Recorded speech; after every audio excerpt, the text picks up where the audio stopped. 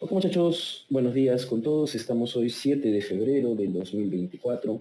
Vamos a iniciar con esta sesión número 2 del módulo 1 del curso de estructuración, análisis y diseño de edificaciones de albañilería.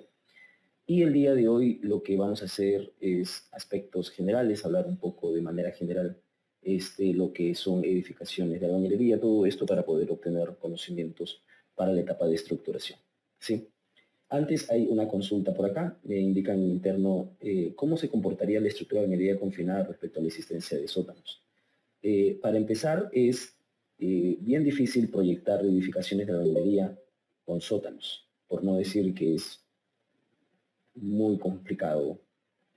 Eh, ¿Por qué? Porque las edificaciones de albañilería tienen una cierta característica. La característica que estas tienen son edificaciones de luces pequeñas, con mucha continuidad de muros hasta la cimentación, y que sean, bueno, regulares, podríamos decir, pero creo que esos dos serían los principales que terminarían complicando el tema de los sótanos. Luces pequeñas de alrededor de 3, 4 metros, y en el caso de mucha densidad de muros.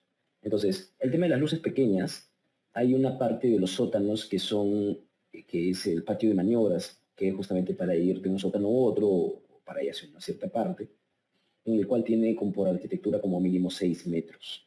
Por arquitectura tiene como mínimo 6 metros.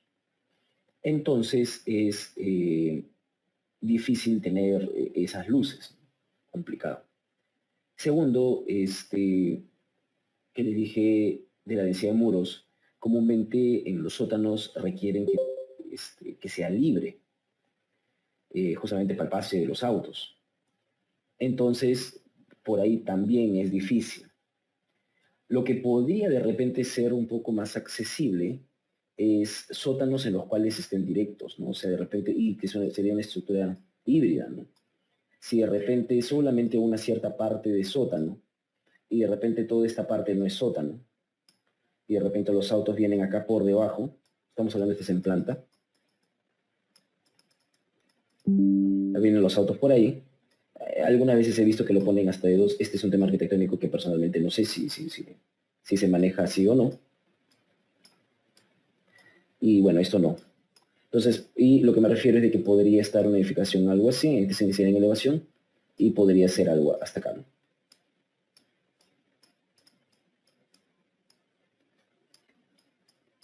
Algo como eso. Entonces, este podría ingresar. Entonces, esto es factible porque arriba podría colocarse muro de albañilería, muro de albañilería, muro de albañilería, muro de albañilería. Y puestos techitos así, ¿no? Arriba, ¿no? Y sería más una unificación híbrida donde en esta dirección no tuvieras albañilería, ¿no? Serían pórticos para que justamente pasen los autos.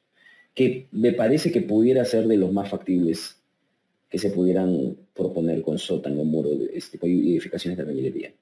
De lo pues dos sótanos sí me parecería complicado, a menos que sean de estos que bajan, ¿no? Que tienen un montacarga en el cual va el auto, y luego con montacarga baja, al siguiente nivel no hay unas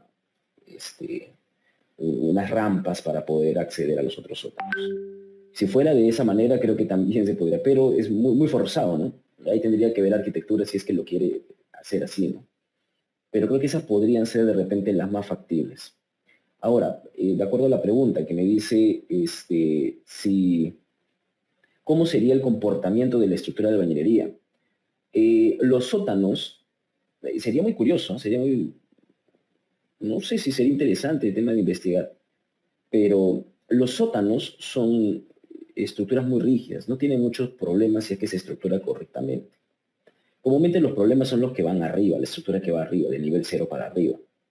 Los sótanos se comportan como si fuera un suelo más, ¿no? O sea, lo que hacen es aumentar, o hacerlo más flexible, o sea, que se desplace más. Le voy a decir varios sinónimos. ¿Ya?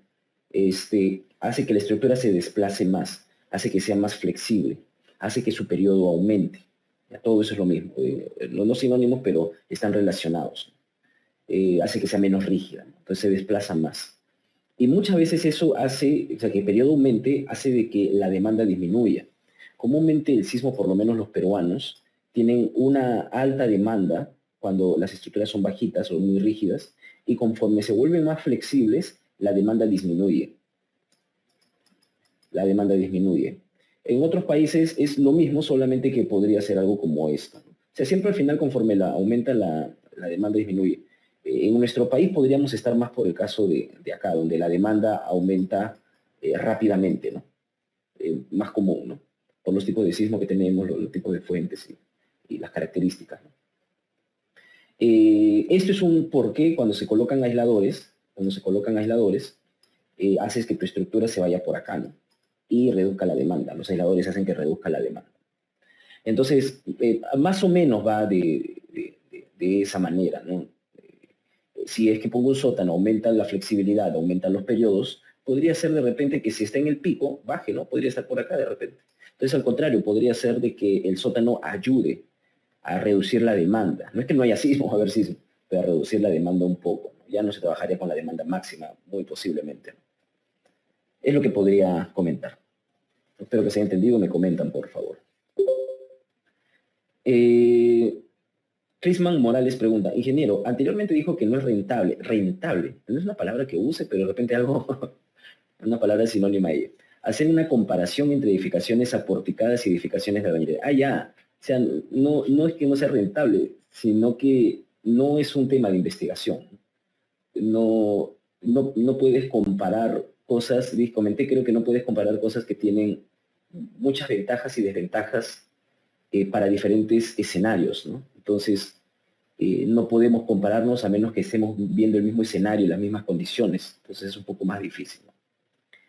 Pero en caso se tenga que hacer, ¿qué se podría comparar?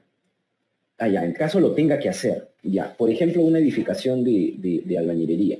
Yo estoy haciendo una habilitación urbana eh, una, y dentro de esta hay una casa de campo que ya contrataron y, y estoy haciendo esa edificación para empezar y hay otros edificios que vamos a seguir haciendo. Sí, esto ya se lo hablé al cliente ya. Ya, esperen un ratito para ver. Sí, acá está. Esto ya se lo hablé al cliente. Ya le expliqué esto de acá. La edificación es esta, ¿sí? Es una edificación de estas características, así vino. ¿Sí? Así vino esta edificación. Una edificación de 2 pisos es una casa de campo. Entonces, cuando yo veo edificaciones de este tipo, yo lo primero que digo es, oye, esto es una edificación de albañilería o debería de ser, y no hacerlo de concreto. ¿Por qué? Las luces no son grandes, las luces son pequeñas, o sea, es manejable, creo que 2,5 metros, 3 metros, creo que el más grande es lo de acá que pudiera haber. O sea, es manejable esto como luces. El único problema que no tenemos es muros, no hay continuidad de muros. Entonces, los únicos muros que yo encontré son muros en la dirección horizontal. En la dirección vertical, pocos o nada de muros encontré. Por eso es que le pedí que en la dirección vertical sean pórticos. ¿Sí? Por eso es que en la dirección vertical le pedí que sean pórticos. Entonces, en la dirección, mira, está acá. En la dirección vertical se ha estructurado como si fueran pórticos y se están aislando los muros, ¿no? O sea, hay un muro acá en el cual se está aislando. Entonces, si yo opino de esta edificación, yo diría, esta edificación de 2 pisos, una casa de campo con luces pequeñas, se está, eh, se está perdiendo la oportunidad de poder ser más barata. De por sí ya está cara ya de por sí es cara.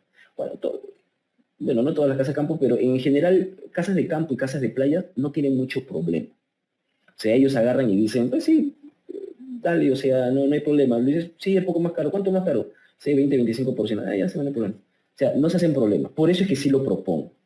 Pero hay otros casos que no, que le digo, oye, estás haciendo cosas exageradas, vete del Estado, o sea, vete para un colegio, vete para una edificación importante o esencial. O sea, no debes de exagerarlo. O sea, ¿por qué? O sea, ¿por qué mover muros? ¿Por qué quitarle? Si lo puedes esto poner para acá. O sea, nos sentamos y conversamos.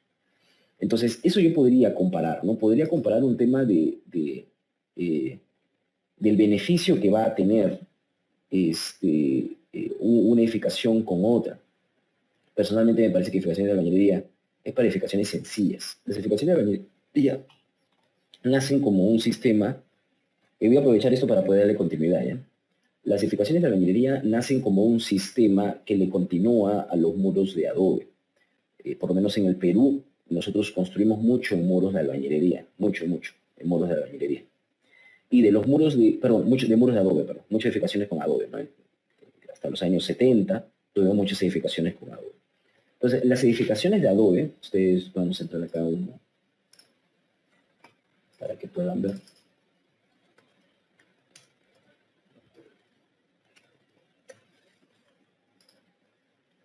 ¿Qué característica tienen las edificaciones de adobe?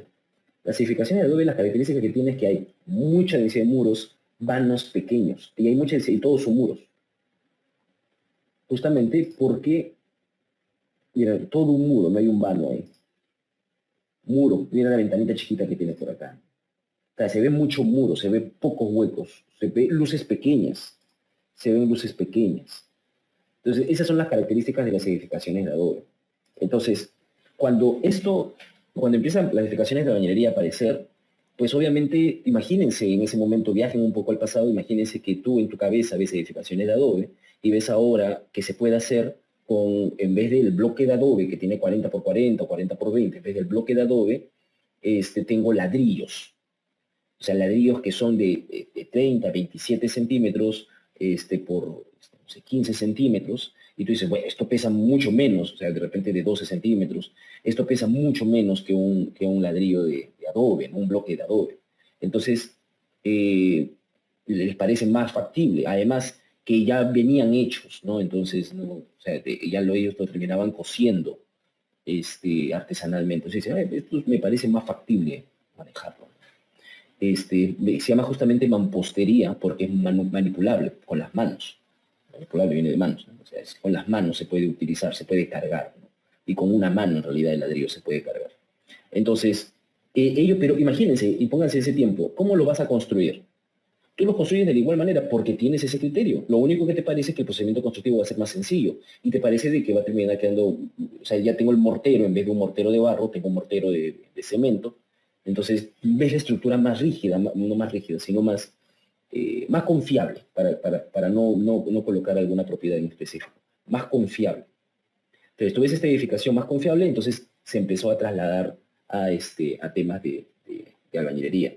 Y en los años 70, cuando hubo el sismo del año 70, bueno, vieron ahí 3 sismos fuertecitos que tuvimos, el de 66, 70 y 74.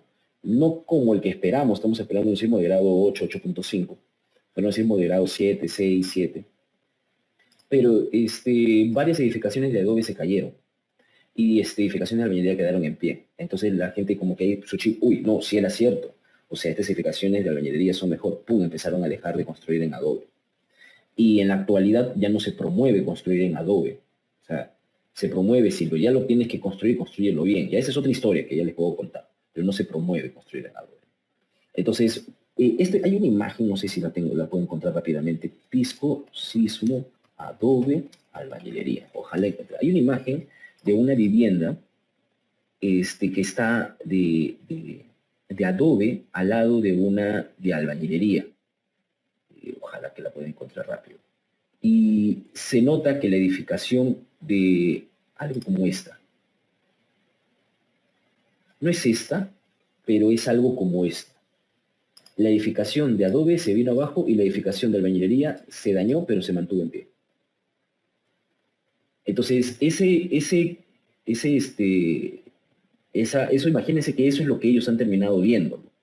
Lo que han terminado encontrando. Entonces, empezaron a cambiar, ¿sabes qué? No voy a hacer edificaciones de ladrillo, no puedo hacer edificaciones de adobe, ¿no? Entonces, se ha quedado un poco. Luego, en el pasar del tiempo, ahorita respondo sus consultas que me han hecho en interno, luego en el pasar del tiempo, ya tienes una edificación, porque vean edificaciones antiguas de ladrillo, y las edificaciones antiguas de ladrillo obviamente no tenían columnas de concreto, porque las edificaciones de adobe no las tenían. O sea, imagínense, vuelvo a repetir, regresen al pasado, o sea, no hay internet, no hay celulares, en los cuales nosotros podamos, como ahora que es la etapa de la globalización, y vemos rápidamente fotos en internet. Ellos no, ellos seguían su propio criterio, algunas personas que le habían dicho algo, y algo de ese tipo, ¿no? Entonces, eh, las edificaciones que no tienen columnas antiguas de albañilería son muy parecidas a las edificaciones que están así de adobe. Voy a de repente ponerlo acá algunas de estas, ¿no? Para que puedan ver. Vamos a aprovecharnos un poco de lo que estaba acá.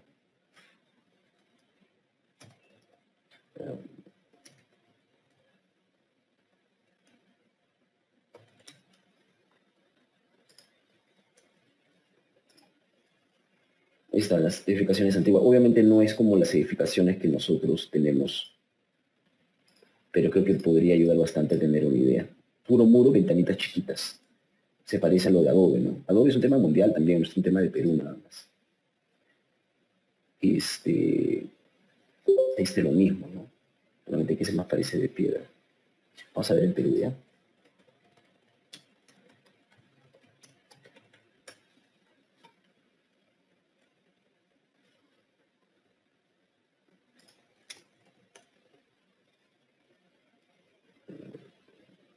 No hay muchos así. Que ahora todo se ha salido con el tema de la albañilería actual.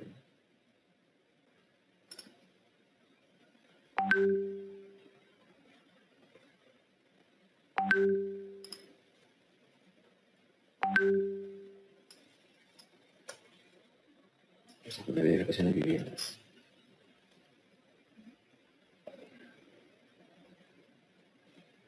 Bueno, igual y más adelante tengo algunas imágenes que he recopilado.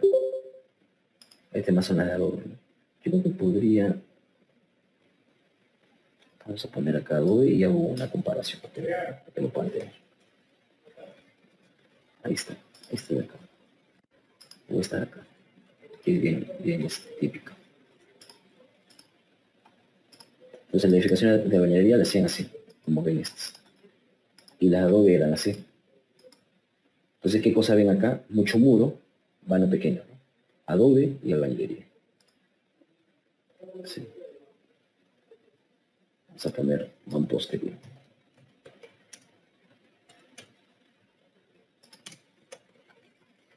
Estas ya son las nuevas, ¿eh? No están las antiguas.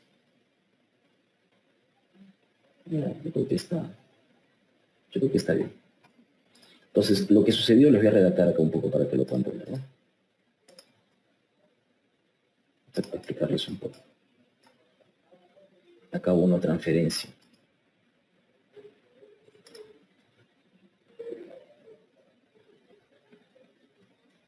Acá hubo una transferencia.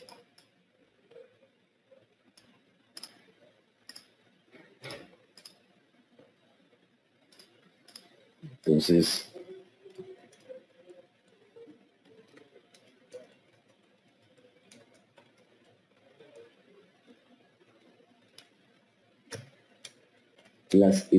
la configuración estructural.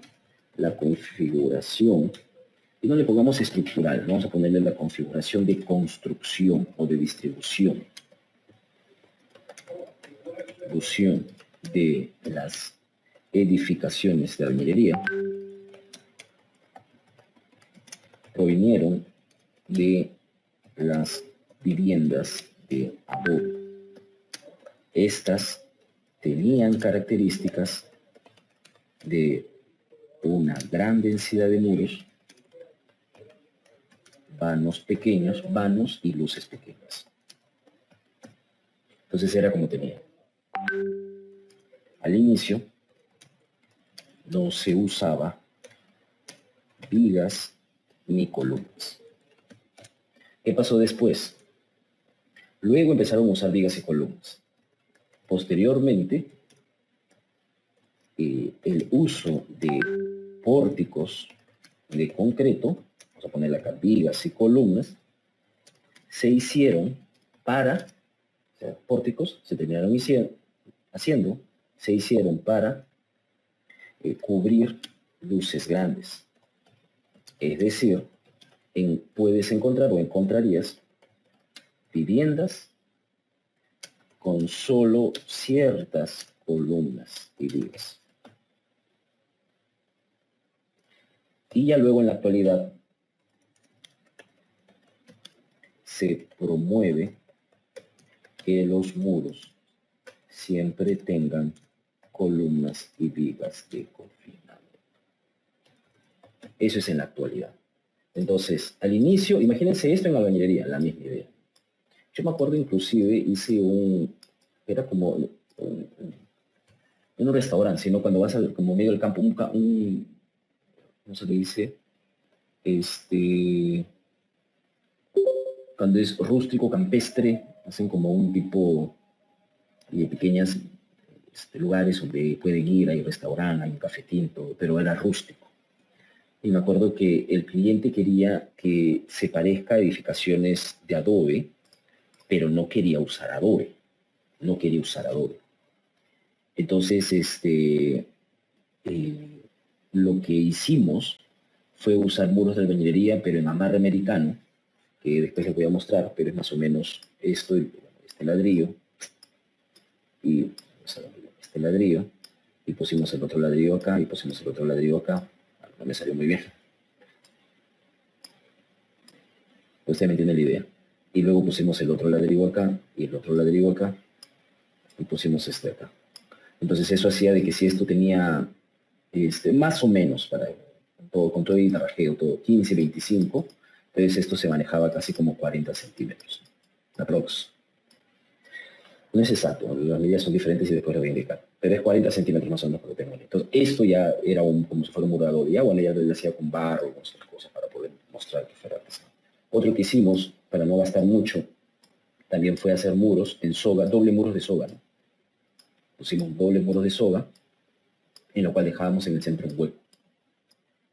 Y bueno, por fuera se veía grande y no gastaba mucho ladrillo. Entonces se manejaron eso.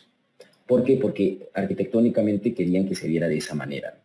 O sea, arquitectónicamente querían que se vea como si fuera una edificación rústica. Entonces inicialmente empieza así. Pero como las luces son pequeñas, en adobe las luces son de 3 metros, 2 metros y medio. En albañilería empezaron con 3 metros y medio, pero querían cubrir luces más grandes. Ustedes van a encontrar muchas edificaciones de los años 60, 70, 80, 70, 80, donde hay edificaciones de albañilería, pero con pórticos de concreto. Empezaban a tener carros las personas y querían un espacio para que entre el carro. O eran personas que venían, o sea, que tenían familias grandes, y cuando eso me ha pasado hasta la actualidad, que tienen familias grandes y siempre piensan en, este, en una fiesta que van a tener. Y dicen, pero yo sé mi fiesta y quiero que la sala sea grande para que puedan entrar todas las personas. Entonces, bueno, eso es lo que comúnmente sucede, ¿no? Entonces, empezaron a colocar pórticos, pero los pórticos eran solamente para cubrir luces grandes. O sea, yo tenía, por decir, un muro de albañilería, por ejemplo, un muro de albañilería, un muro de albañilería, y trataba de cubrir un pórtico grande hacia una viga por acá. Entonces, te quedaba todo esto libre, ¿no? O de repente de acá podrías cubrir otro más. Manejaban pórticos solamente para cubrir luces de 4 metros, 4 metros y medio, o sea, un poco más de lo normal. Entonces vas a encontrar edificaciones en las cuales hay columna viga, tú dices, entonces todos los muros tienen columna y viga. No, vas y otros lados no tienen. Cuartos donde no necesitan ser más grandes, todos sin columnas sin vigas.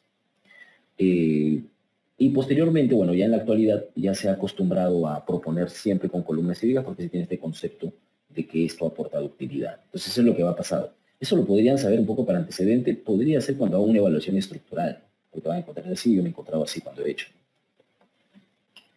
Ok, voy ahora sí con sus preguntas, disculpen. Me preguntan en interno, dice, ¿el sistema de albañilería en laderas es factible?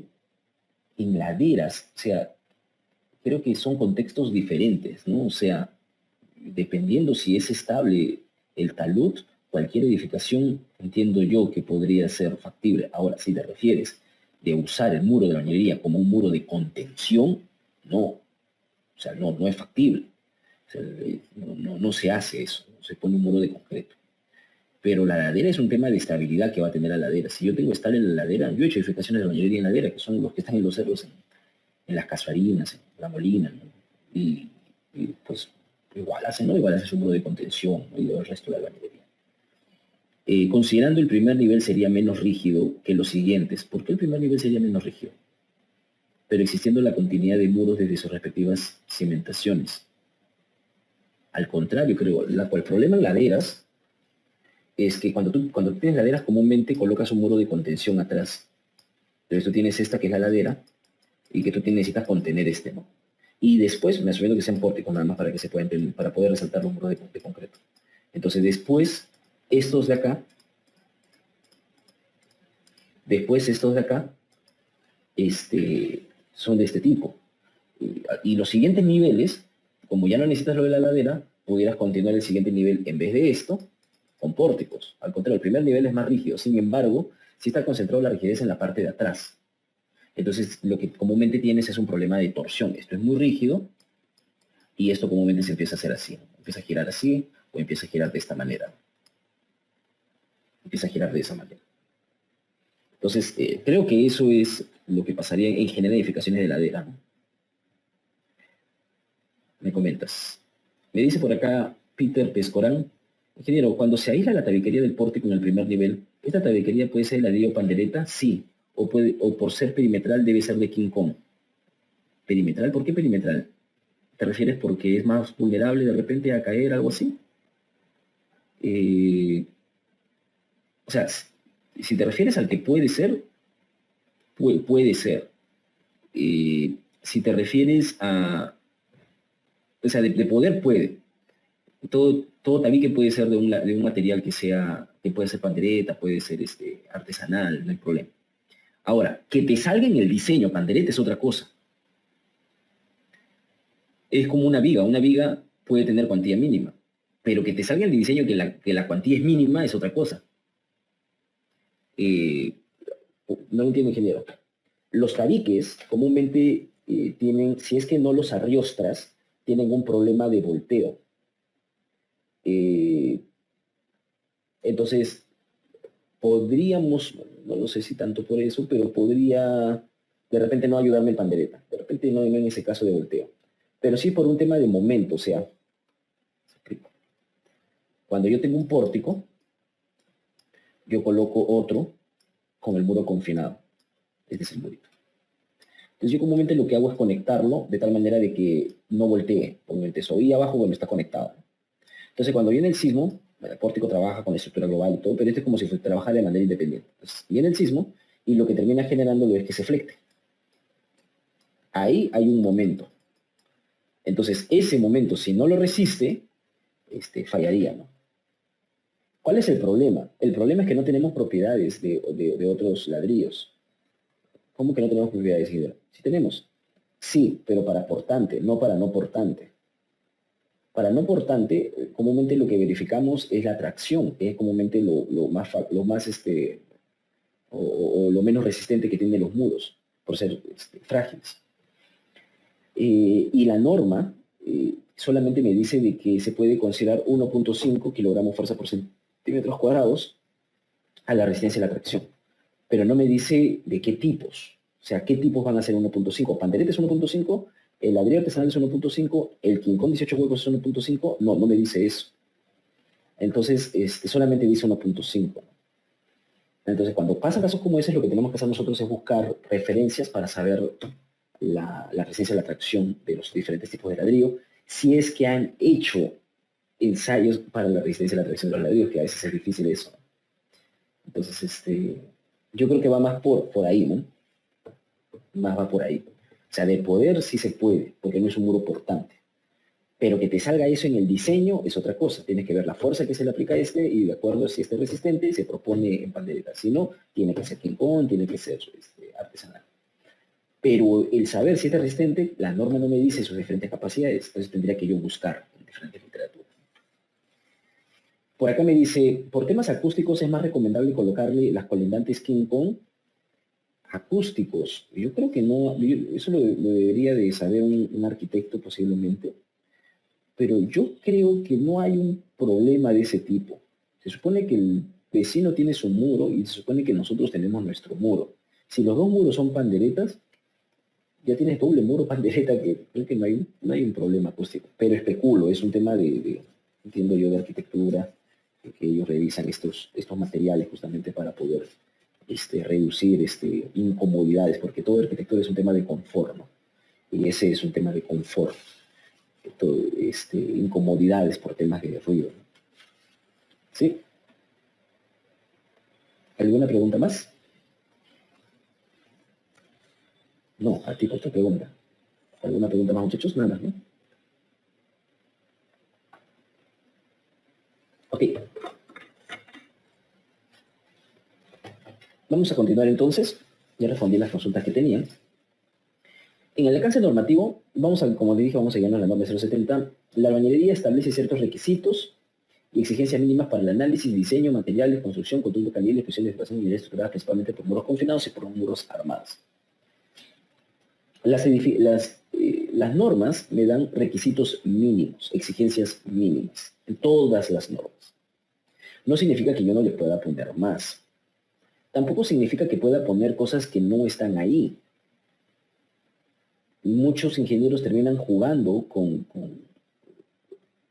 lo que no está en la norma para hacer sus propias propuestas o para asumir a su propio beneficio. Y eso está un poco mal. Han habido inclusive en algún momento ingenieros que han estado en los comités de norma, para que vean cómo llega esto, que han estado en los comités de norma y han hecho variaciones en la norma para su propio beneficio. O sea, si tenían un proyecto en el cual no pasaba por ciertas cosas, modificaron la norma y ahora pasa, ¿no? Entonces se llega hasta esos puntos, ¿no? Entonces hay que ser un poco independiente independiente de la norma, hay que ser un poco lógico, ¿no? De, de lo que vemos. Lo que pasa es que la parte lógica se gana un poco con la experiencia. Y eso pues va a llevar un poco de tiempo. Y la experiencia la ganan de dos maneras. Ahorita ustedes están ganando experiencia por llevar el curso, porque están absorbiendo la experiencia que yo tuve y la están haciendo suyas. A mí me pasó lo mismo. Cuando yo estaba en oficina, aprendí de ingenieros de la vieja escuela y esa experiencia las hice mías.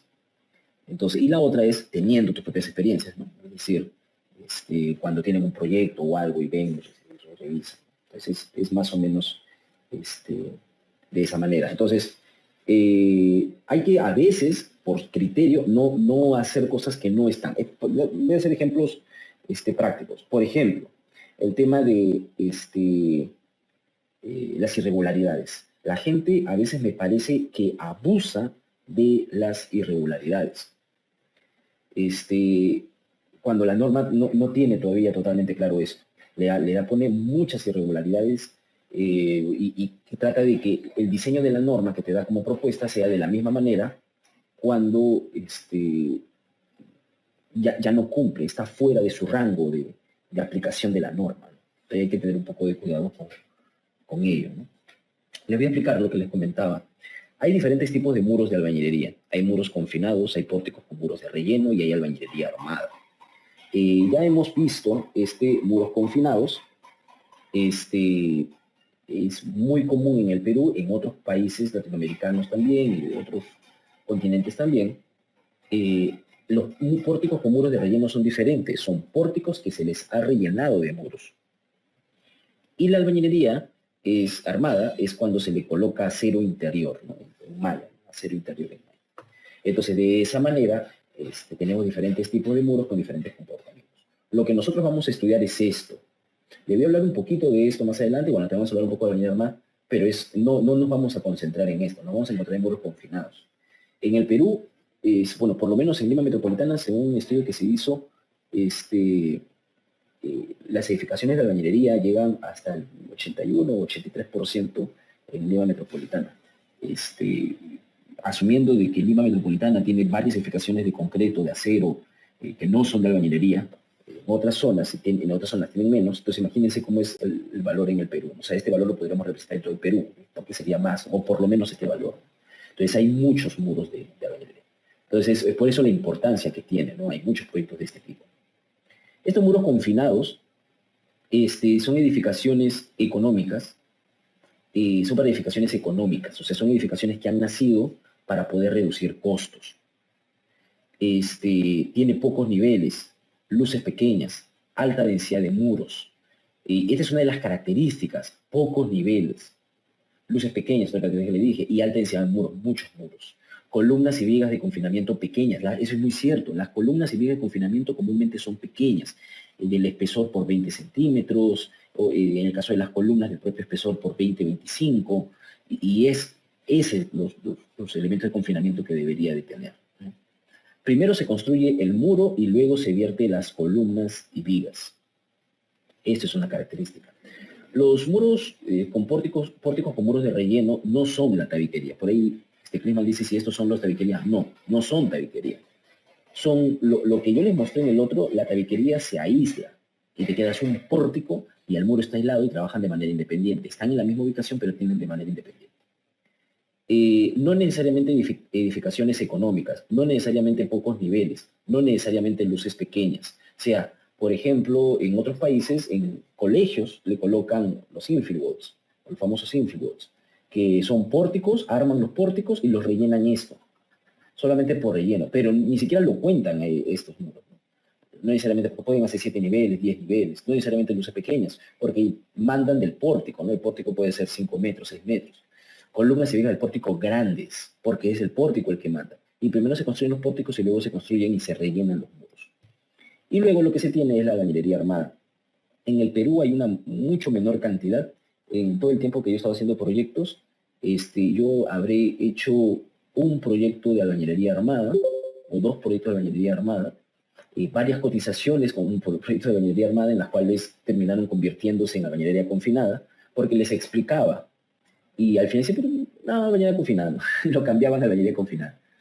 Eso pasó con una clienta, bueno, un cliente, el arquitecto le estaba haciendo una casa, no sé, es casa de campo o qué, al rector de una universidad. Y la esposa era la que estaba viendo la casa cómo quedaba. La esposa era japonesa. Y la esposa agarró y quería que sea de albañilería y que se vea la albañilería. No quería ver columna. O sea, quería que se vea todo de ladrillo. Entonces yo le digo, la única manera de hacerlo así que se podría hacer es de albañilería armada. Porque no hay necesidad de colocar columnas. Solamente va adentro, o sea, son diferentes ladrillos, obviamente. Y pueden ir. ¿Por qué quería hacer eso? Ya, porque para empezar en Japón no hay, o sea, los tipos de albañilería, o sea, la edificación de albañilería están bien reducidos, o sea, los requisitos son muy exigentes para la edificación de albañilería. Eso ha hecho de que prácticamente no se construyen albañilería ya.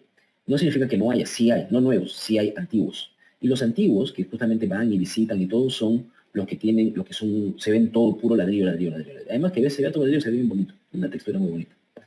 Entonces, yo entiendo, especulo, de que eso era lo que quería la esposa japonesa. Pero también quería que tenga que sea libre, con luces grandes, que sea abierto, con mamparas, y como una casa de campo.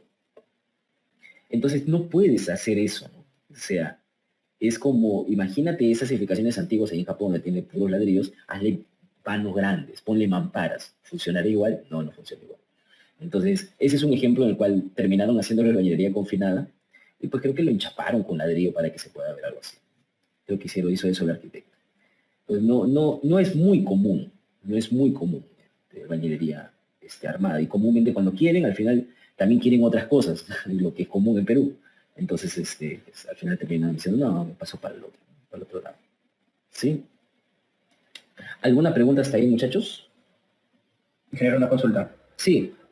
En la lectura del Sismo de Pisco, que hace unos comentarios el ingeniero San Bartolomé, hace una crítica al tema de los muros sin diafragma, o sea, muros que se han colapsado, muros sin diafragma y sin arriostramiento, ¿no?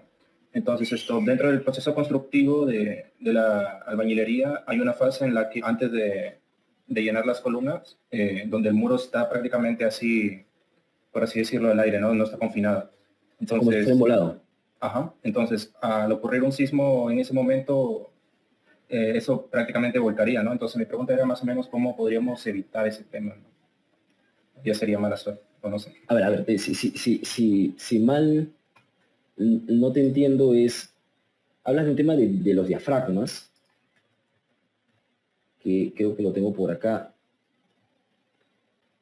O sea, prácticamente el muro está sin confinar, ¿no? Si no están las columnas, ni tampoco está llenado el techo. Entonces. Columnas tampoco. ¿Te hablas del diafragma del techo? Esto decía. ¿El diafragma del techo que no tienen? ¿O te refieres de que no tengan columnas y vigas de confinamiento? Claro, no tiene vigas y columnas de confinamiento porque está todavía en fase de levantamiento del muro, ¿no? En la fase de construcción. ¿Te refieres en el proceso constructivo? Así es, así es. Uy, es que eso está complicado. Eso está complicado. Lo que pasa es de que en el procedimiento constructivo no hay o sea, sí hay investigaciones, pero es mucho más difícil preparar una estructura para que conforme vayas construyendo en cualquier momento del proceso constructivo, no le pase nada. Está bien difícil eso de... ¿Y por qué también eso pasa? Porque la probabilidad que ocurra un sismo, obviamente va a haber, pero la probabilidad que ocurra un sismo cuando estás construyendo tu edificación es menor. Pero claramente, obviamente ocurre, porque en todo, bueno, en general siempre hay edificaciones en todo el año que se está construyendo, obviamente va a haber. Pero específicamente que tu edificación sea la que estás construyendo y en ese momento se construye, se ocurre un sismo, específicamente es improbable. Como un todo sí va a haber alguna, pero como la tuya específica es improbable. Entonces eso reduciría la demanda sísmica y tendríamos que diseñarlo para fuerzas muy pequeñas. Eso me pasó con el tema de encofrados. Los encofrados no se diseñan para sismo. Los encofrados no se diseñan para sismo. Entonces, cuando estábamos haciendo el encofrado, o sea, el falso puente de Puente Chilvina, la supervisión pidió que el falso puente sea diseñado para sismo. Y cómo se llaman, nosotros dijimos, pero nosotros no manejamos con sismo. Hay un 2% de fuerza lateral que colocamos, pero es porque cuando vacía siempre hay una inclinación y genera una fuerza lateral. Y si le colocamos 2% de peso lateral, sí le colocamos, pero una fuerza sísmica, ¿para qué nivel? O sea, ponerle 10%, 20%, 30% del peso, no, eso no se hace. Entonces, entre ida y vuelta con el supervisor, se le mandó, y me acuerdo, eso no lo hicimos nosotros, eso lo hizo ya los proyectistas del puente, le mandaron, me acuerdo, un análisis inclusive probabilístico de la ocurrencia del sismo, ahí en ese proyecto Chilina, mientras iban construyendo, o sea, la etapa de falso puente, que creo que iba a ser 6 meses o algo así, y la ocurrencia del sismo y la demanda que deberían tener, y creo que salió bien pequeñito, o sea, lo diseñabas para una aceleración muy pequeña, y que creo que el 2% lo cubría. Entonces, es que ahí no entrarían las probabilidades. O sea, si entras en la probabilidad de una manera específica, es muy improbable. Si entras en la probabilidad de toda una cierta zona, la probabilidad que se esté construyendo, sí es probable. Entonces ahí es donde entra un tema de juego de probabilidades y un tema de teoría. Entonces era consensuar. Entonces consensuamos con la supervisión y dijeron 10%. Y dijeron, no, 10%. Yo me acuerdo que me hicieron calcular, con 10% me salía un montón de fierros, que eran cables, que teníamos que colocar, una barbaridad de cables. Entonces, no, es demasiado. Entonces agarraron y dijeron, ya, ok, vamos a colocarle 5%. Entonces se terminó diseñando los encofrados para el 5% de sismo, ya no 2, que era lo que nosotros comúnmente cubríamos, sino el 5%. Igual colocamos varios cables. No era una barbaridad como 10, pero se colocaron un montón. Pero se manejó de esa manera, ¿no? Entonces, yo me imagino que un proceso constructivo donde no está confinado aún las columnas, la viga y otros, es mucho más difícil, ¿no? O sea, no tiene la configuración. Ahora, ingeniero, pero sí hay, ¿cómo se llama? Eh, Investigaciones o diseños considerando el procedimiento constructivo. Sí, es correcto. Edificación de bañería no creo que haya llegado, pero sí hay edificaciones mucho más grandes cuando van sectorizando. Cuando hacen centros comerciales, por ejemplo, se hacen por partes y se va haciendo la sectorización, le dicen.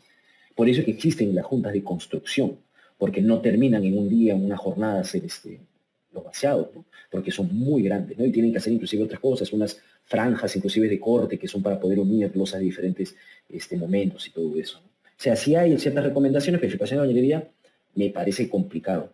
Ahora, ¿qué solución se le podría hacer? No lo sé. Me parecería que podría introducirse un tema de seguridad y ver cómo generar cierta estabilidad a un cierto porcentaje de fuerza sísmica o fuerza lateral mientras vas construyendo. Pero más como un tema de seguridad de las personas, más que de seguridad de la estructura, ¿no? O sea, si ocurre un sismo y se mueve y se va a caer un muro encima de otro, no sé, pues esta persona tener un protocolo o algo o aparte, no lo sé, se me ocurre, no soy especialista en eso, pero más me pareciera que podría ir de esa manera. No sé si eso responde tu consulta. Claro, ingeniero, a eso iba también a la seguridad de las personas, ¿no? Como que, no sé, en caso de un sismo, no acercarse a tal muro, ¿no? Algo así. Perfecto, perfecto. ¿Alguna otra pregunta más que tengan, muchachos? ¿Todo claro? ¿Se entendió un poco la pregunta que hizo su compañero? ¿Se entendió la pregunta, por lo menos? ¿Sí? Ok, sigamos entonces. Uy, esto me adelanté, ¿no? Ok, esto también se ha entendido, entiendo yo, y estos son, bueno, los criterios generales.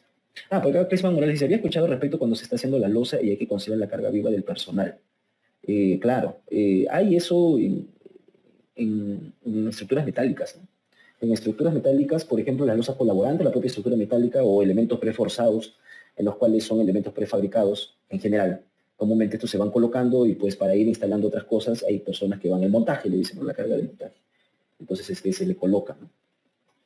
Ok, dice, criterios generales. La construcción de la bañería serán diseñadas por métodos racionales basados en los principios establecidos por la mecánica y la resistencia de materiales, para obtener el objetivo de la seguridad estructural en cuanto a criterios de resistencia, estabilidad y servicios de las construcciones. Entonces, estas son, por ejemplo, algunas cosas que encontraron, son imágenes de los comentarios de la, si no me recuerdo los comentarios, o de la propia norma, no, los comentarios, y comentarios de la norma 070. Entonces, hubieron, por ejemplo, problemas de suelos blandos. Esto, si mal no recuerdo, fue también en el sismo de Pisco. Y se terminaron,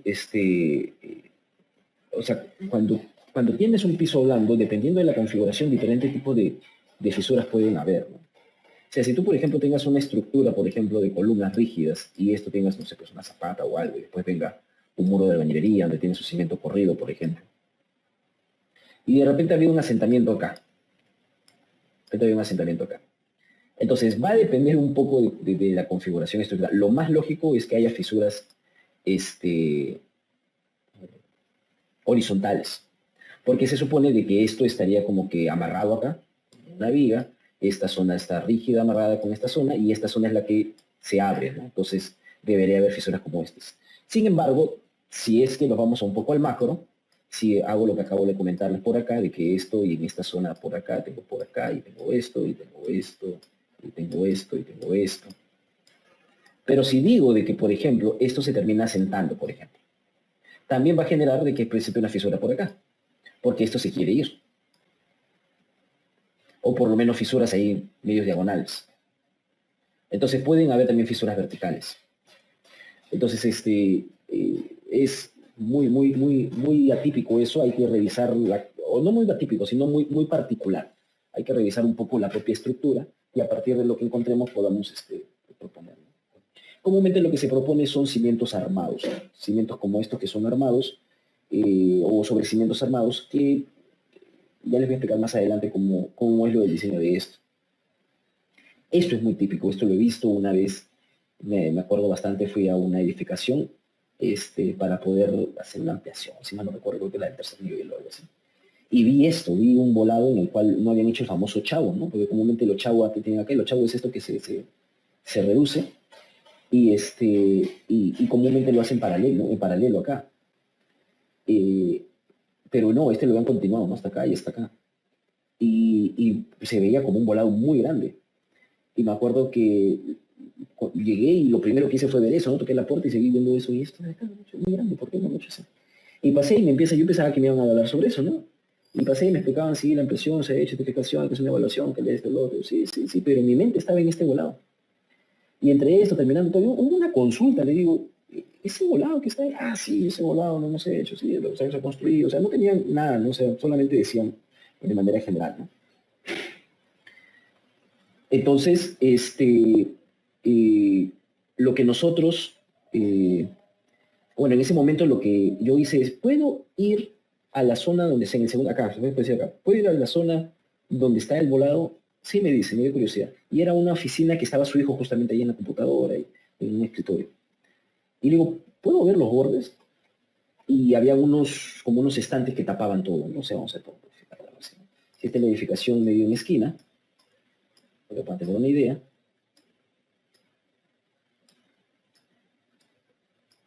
Entonces imagínense que ese es el volado y que por acá viene el ochavo abajo, ¿no? En el primer nivel, ¿no? Viene algo así. Ese es el volado. Entonces acá había como un escritorio, si mal no recuerdo. No soy arquitecto, ¿no?, para hacer apuntes como estos, pero creo que se puede entender, ¿no? Y me acuerdo que habían unos estantes por acá, algo así. Y había unos estantes de ahora, había una ventana, no me acuerdo. Estante por acá.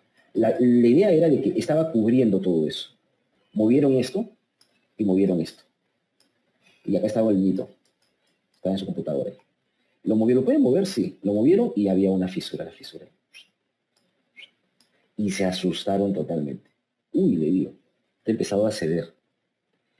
Y dice, uy, ¿y eso? Y no se habían dado cuenta porque estaban los estantes ahí. Y por el otro lado, pues no se notaba. Había empezado a ceder. No había cedido totalmente, había empezado a ceder. Yo digo, saquen todo el peso de esta zona para empezar. Y bueno, que es un hijo, ya no estén por ahí. Y al final todo el proyecto de ampliación, se paró y le hice un proyecto de reforzamiento de esta zona de acá. Muy curioso, me acuerdo esa vez ese proyecto. Comportamiento lineal y no lineal de edificaciones. Esto ya lo hemos hablado un poco. Vamos a hablar un poquito más. Dice, se considera que las edificaciones después de un evento sísmico significativo tendrán un cierto nivel de daño. Esto está representado por el comportamiento no lineal, ¿sí? Cuando nosotros tenemos esto, que es la matriz de fuerza, la matriz de rigidez, la matriz de desplazamiento, F es la demanda, me representa la sismo. El U es la respuesta que sale después del sismo en la estructura que es el K, que es la edificación. Entonces, el comportamiento lineal haría que el K sea constante. El comportamiento no lineal haría que este K no sea constante. Que conforme esta se va dañando, las propiedades del material empiezan a reducirse, se empieza a degradar. Entonces, la matriz de rigidez que me representa la estructura ya varió, es otra, es como si fuera otra estructura. Entonces, varía, cambia. Entonces, la respuesta es diferente. Es difícil obtener un K para todas las estructuras, dado que este depende de muchos parámetros. Entonces, las normativas utilizan comportamientos elásticos y métodos conservadores para representar la no linealidad. La norma, por ejemplo, utiliza un método elastoplástico para considerar que todo el edificio fluye. O sea, de un punto llega y fluye. El caso del SISMIT, por ejemplo, para el caso de muros de albañilería, se tienen unas fórmulas en las cuales ha hecho que podamos representar inclusive esa linealidad. Bueno, en este caso me acuerdo que las columnas eran más grandes, pero cuando las columnas son pequeñas, estas caen, ¿no? Estas terminan cayendo. Entonces, eso es lo que quiero que saquen de manera importante, ¿no? Que no se hacen análisis no lineal, no vamos a hacer análisis no lineal nosotros, pero sí tenemos que aprender de los análisis no lineales, sí tenemos que aprender de estos, ¿no? Y esto es lo que sucede en el Perú, para que puedan entender por qué van a tener muchas consultas y dudas que no están en la norma, que les dije la otra vez. Muchas de las preguntas que me llegan son preguntas que no están en la norma. Les explico. El estado de investigación de la albañilería en el Perú. Recursos para la investigación. Entonces, nosotros tenemos diferentes campos para investigación. Entre todos los campos que hay, medicina, hay biología, hay física, química, ingeniería civil. Dentro de ingeniería civil hay hidráulica, construcción, tecnologías nuevas. No sé. O sea, hay un montón de cosas, ¿no?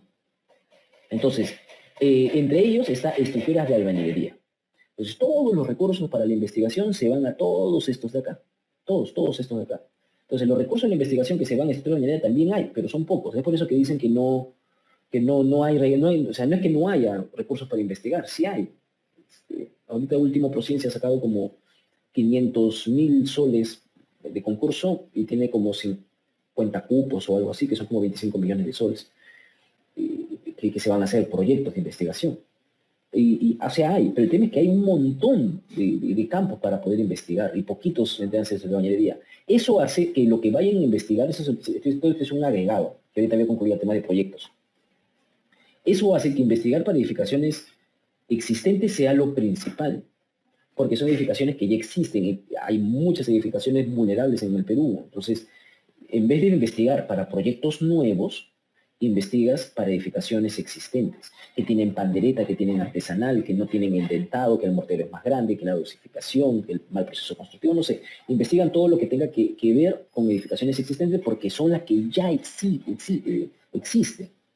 Entonces los recursos se van por eso. Entonces cuando vayan ustedes a encontrar investigaciones, comúnmente van a encontrar investigaciones de ladrillo pandereta, ladrillo artesanal, y rolea como tema de discontinuidades de muros, prácticas constructivas, propuestas de económica de reforzamiento. Eso es lo que se hace, porque es el alcance, ¿no? Tú siempre cuando investigas buscas el alcance, ¿dónde vas a alcanzar?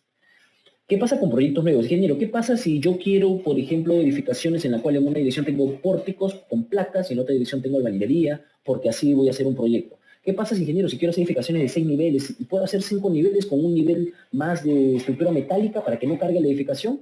¿Qué pasa si yo quiero, no sé, diferentes temas que son de proyectos nuevos, algo nuevo que quieres hacer? No hay una norma.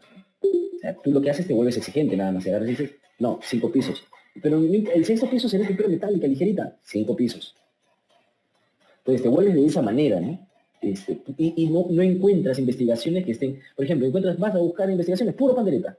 Pues yo para qué quiero pandereta, yo quiero con muros de ladrillo King Kong, o puros muros de soda. Yo por qué quiero muros de soda, o sea, de 13 centímetros. Yo quiero muros en cabeza, 23 centímetros. No, no hay eso. Porque edificaciones existentes comúnmente no ponen edificaciones o autoconstrucciones no colocan muros en cabeza, no colocan muros en soda. Entonces no encuentras información. ¿Quiénes hacen comúnmente temas de proyectos nuevos? Tesistas. Los tesistas con simulaciones numéricas que no llegan a hacer con temas de ensayo empiezan a hacer estos tipos de investigación. Entonces es por eso que vuelvo a que no tenemos muchos recursos de investigación en los cuales nos podamos apoyar. Las respuestas que nosotros vamos a tener van a ser mucho muy lógicas, muy prácticas. Entonces, podríamos encontrar algunas tesis, pero son simulaciones numéricas. No sabemos todos los modos de falla que pudieran ocurrir o vayan a ocurrir. Entonces, ahí es donde tenemos que estar un poco en alto, ¿no? Yo recomiendo personalmente que hagan las edificaciones lo más sencillas posibles. No hagan cosas, ingeniero, ¿qué pasa? Tengo una irregularidad de este tipo, y este tipo, y este tipo. No lo sé, no las hagas irregulares. Si tú tienes la oportunidad de hacer un proyecto nuevo, no lo hagas raro, ¿no? En el SISMIT se hizo el ensayo de una vivienda a escala real. Espero que en algún momento, si llegan al SISMIT, me avisan, les puedo mostrar sobre esta vivienda, esta casita. Se hizo en el año 2002-2003, con el apoyo japonés. Esta ha sido una edificación, acá pueden ver cómo tienen los mecanos y cómo tienen los actuadores que se colocaron, y ha sido de las pocas edificaciones, bueno, no de las pocas, creo que es la única edificación, por lo menos en el Perú es la única edificación en escala real de esta magnitud que se ha ensayado. Es la única, en 2013 se hizo. En el 2009, el doctor Díaz, que lo ven por acá, el doctor Díaz reforzó la edificación, que obviamente fondos del SISMIT, y se volvió a ensayar. O sea, era una edificación que había sido dañada en el 2003 porque la ensayamos como nueva, y en el 2009 se volvió a ensayar. Y con eso tenemos una edificación que se ha terminado, hasta la actualidad se sigue sacando información para poder investigar. ¿Por qué? Porque para nosotros sería ideal ver una edificación en donde tengamos toda la información de posibles daños que pudieran tener para poder vertirlos en simulaciones numéricas. Entonces eso se volvió a hacer en el 2009, y para un tema de Perú es ser orgulloso de que se ha hecho, inclusive en temas de Latinoamérica, si no es el único, es de los pocos ensayos que ha habido a nivel latinoamericano. Este es un videito que les voy a mostrar, que quiero que revisen.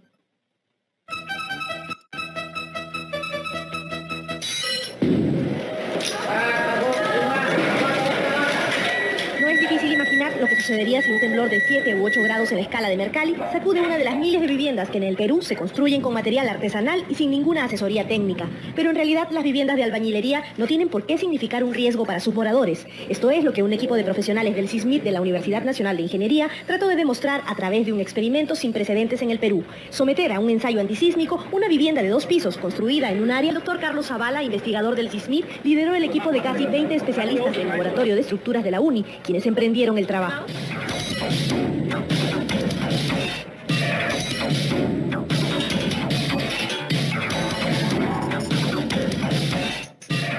Primero se inicia la elaboración de los planos de la casa, evitando entradas y salientes, luego el tizado y la ubicación de los cimientos. La segunda etapa será la excavación del terreno, donde irá la base de concreto que soportará los muros. Antes de levantarlos, se recomienda remojar los ladrillos por algunas horas, así evitaremos que estos absorban el agua de la mezcla. Para armar los muros entre unidad y unidad se debe utilizar un mortero, es decir, una combinación de cemento, arena y agua. Luego se asientan las unidades formando un muro. Desde el cimiento nacen los refuerzos de acero o barras que necesitan las columnas para confinar a los muros que sostendrán el segundo nivel. Levantados los muros y las columnas, se vacía la mezcla de concreto para que se adhiera a la estructura y se coloca el techo de la primera planta. La siguiente fase es la construcción de los muros del segundo nivel, en el que también deberán colocarse columnas.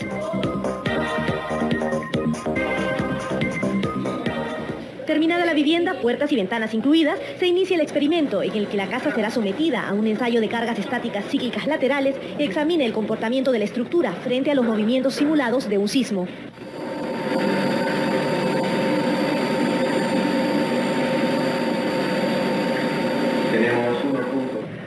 Solo con esta prueba realizada por primera vez en Sudamérica se podrá saber si una económica vivienda de mampostería hecha siguiendo los estándares mínimos de seguridad puede resistir un sismo fuerte. Estudio en el que los principales beneficiarios serán los pobladores. Dicho esto, empieza el experimento. El equipo coloca cuidadosamente sensores de movimiento en toda la casa. Esta vez colaboran directamente los gestores del proyecto, Dr. Kato y Camino Sono, representando al Building Research Institute de Japón. Para el experimento se trabajó con 3 actuadores, gatas electrohidráulicas que trasladarán al inmueble una determinada carga en toneladas. Estos se fijan al mecano donde se apoya la casa y al muro de reacción de 10 metros, a través del cual los actuadores ejercerán una fuerza horizontal, simulando una carga sísmica sobre la casa.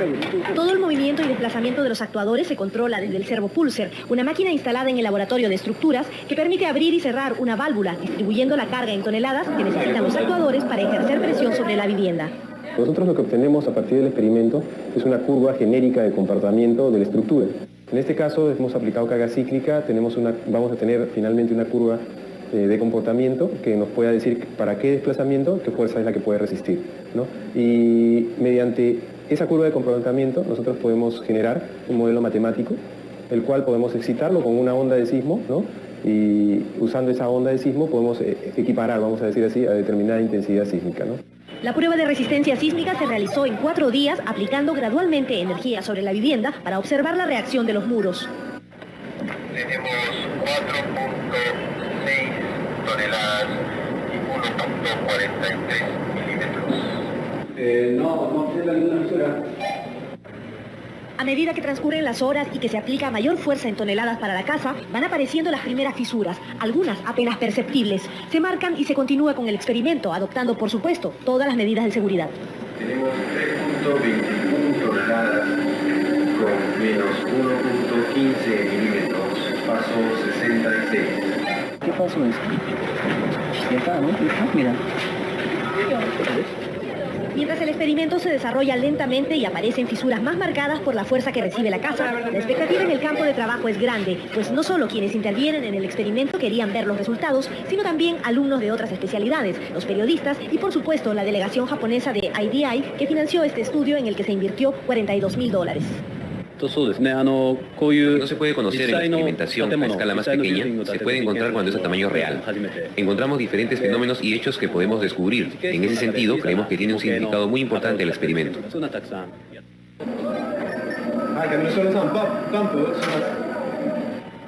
El tiempo pasa y los actuadores descargan mayor fuerza, dejando ver las primeras grietas profundas en la casa. Una ventana se ha roto ya y el equipo se toma la foto del recuerdo, pues no sabe si será la última vez que vea la vivienda en pie. Y mientras el grupo se preguntaba si la vivienda de albañilería resistiría tanta presión, se aplicó el más fuerte de los desplazamientos, aproximadamente 450 gals de aceleración desde la base, equivalente a una intensidad de 7,5 grados en la escala modificada de Mercalli. Un sismo realmente severo, pero la casa de albañilería confinada pasó satisfactoriamente la prueba y se mantuvo en pie a pesar de los daños. El doctor Takashi Kaminosono, gestor del proyecto e integrante de la misión japonesa del SISMIT en sus inicios, fue uno de los primeros en resaltar la importancia de este ensayo. Los resultados que se obtengan de este experimento no solo servirán a la población peruana, sino también a otras zonas de Latinoamérica con similares características. Los resultados de este ensayo se verán reflejados en la elaboración de una guía práctica dirigida a quienes participen en un proyecto de construcción, un manual donde se explique la filosofía sismoresistente y el procedimiento constructivo a seguir de una manera sencilla, pues la idea es que pueda ser utilizada en la autoconstrucción de una vivienda de albañilería en el Perú y en otros países donde se tenga características similares de construcción. Me siento muy satisfecho y contento porque el staff del Perú y especialistas que han venido de Japón han hecho un trabajo en conjunto excelente y hemos podido llegar a esta etapa. La normatividad es una herramienta para lograr la seguridad frente a los sismos. Por eso es importante crear conciencia y promover su uso. Por eso es importante el respaldo de un equipo de profesionales que corrobore la teoría y garantice con su trabajo las normas mínimas de seguridad a la hora de construir.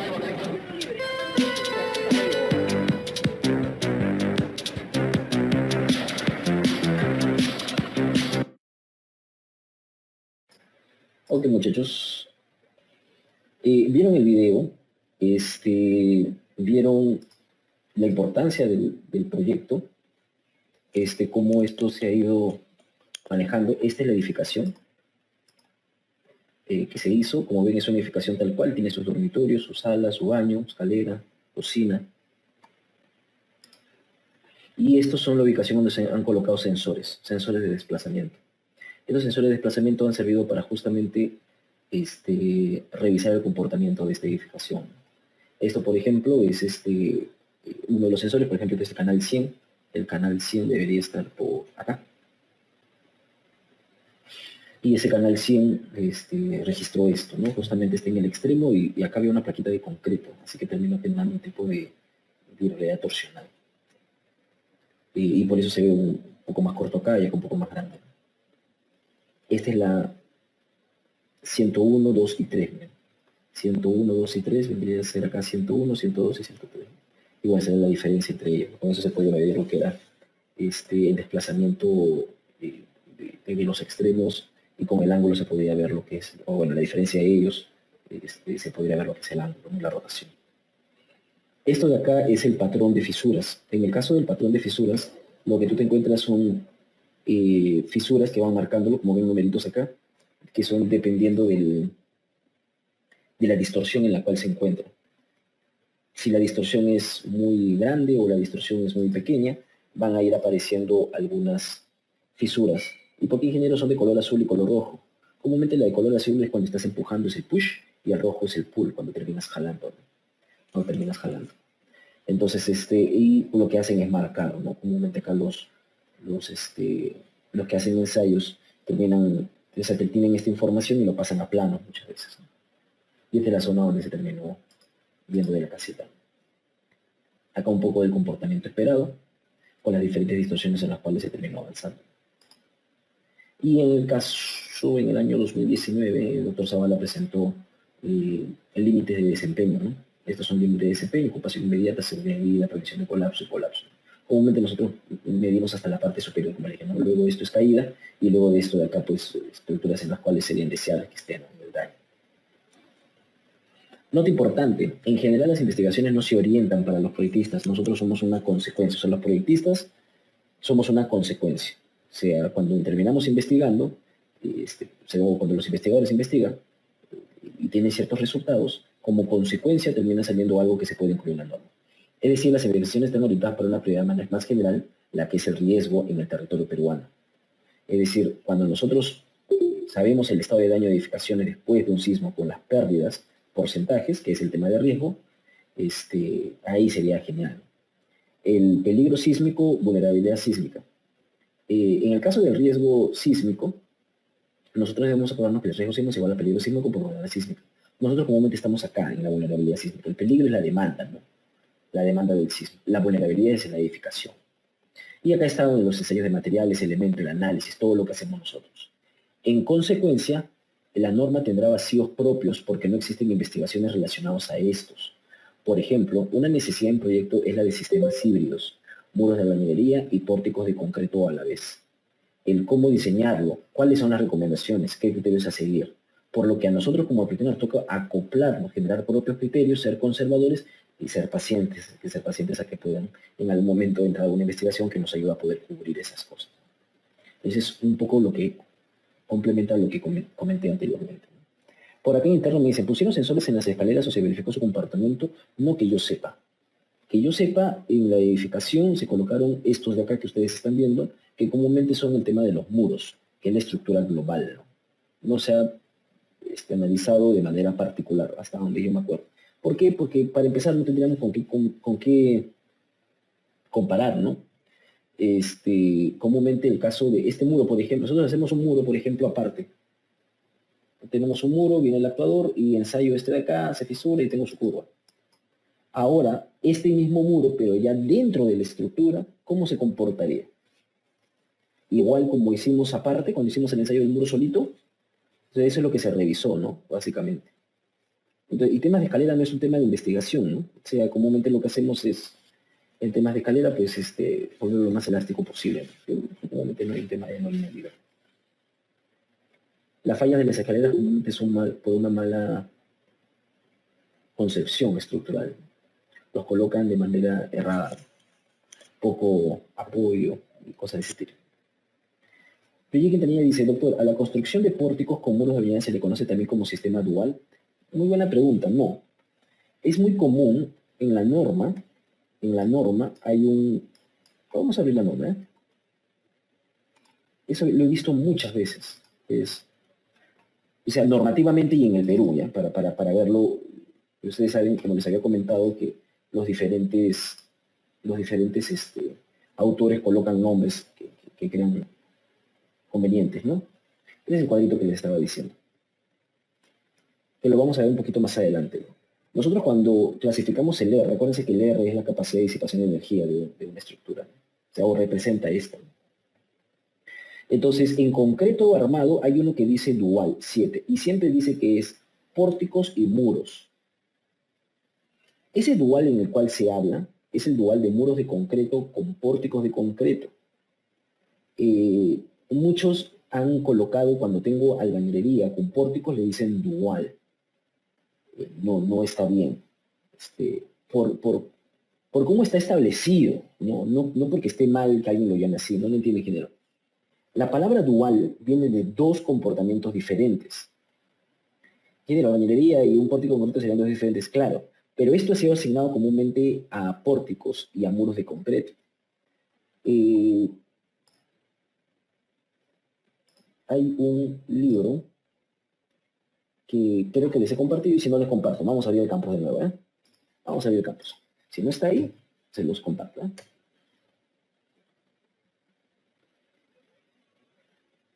¿Por qué tengo tanto pues? Ajá, me he excedido.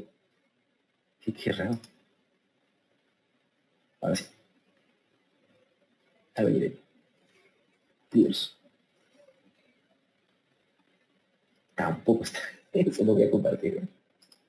Segundito, está por acá. Es que no es que toda la información te vayan a sacar así nada, pero sí, sí sería bueno que lo tengan ahí dentro de esos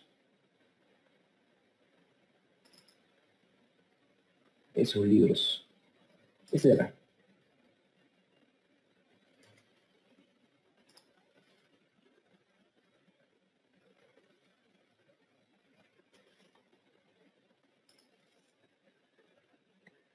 Ya. En este libro de acá, en el capítulo 7, si mal no recuerdo,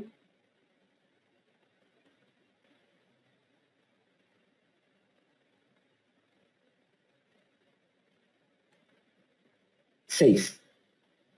Este es el libro, para empezar, es el libro de Pauli and Presley, que es el Seismic Design of Reinforced Concrete and Masonry Buildings, que es diseño sísmico de edificios de mampostería y concreto reforzado. Entonces está por separado, no es que estén combinados, ¿no? Se refiere de manera separada.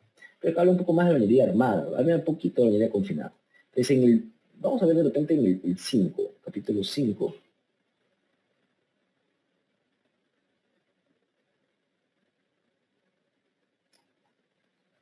Es el 4. 4.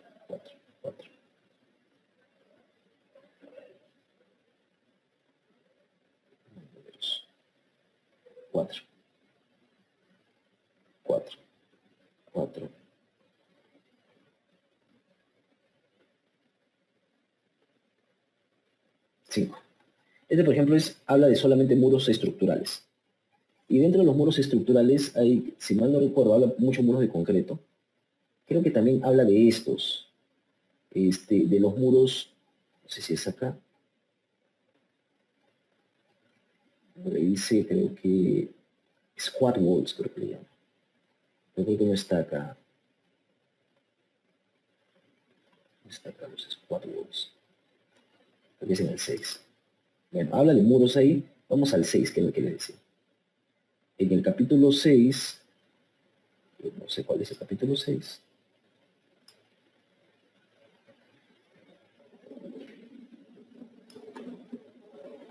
Y te le falta.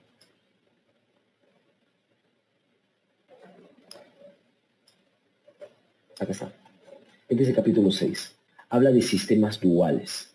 Pero el sistema dual que habla es el sistema también de concreto.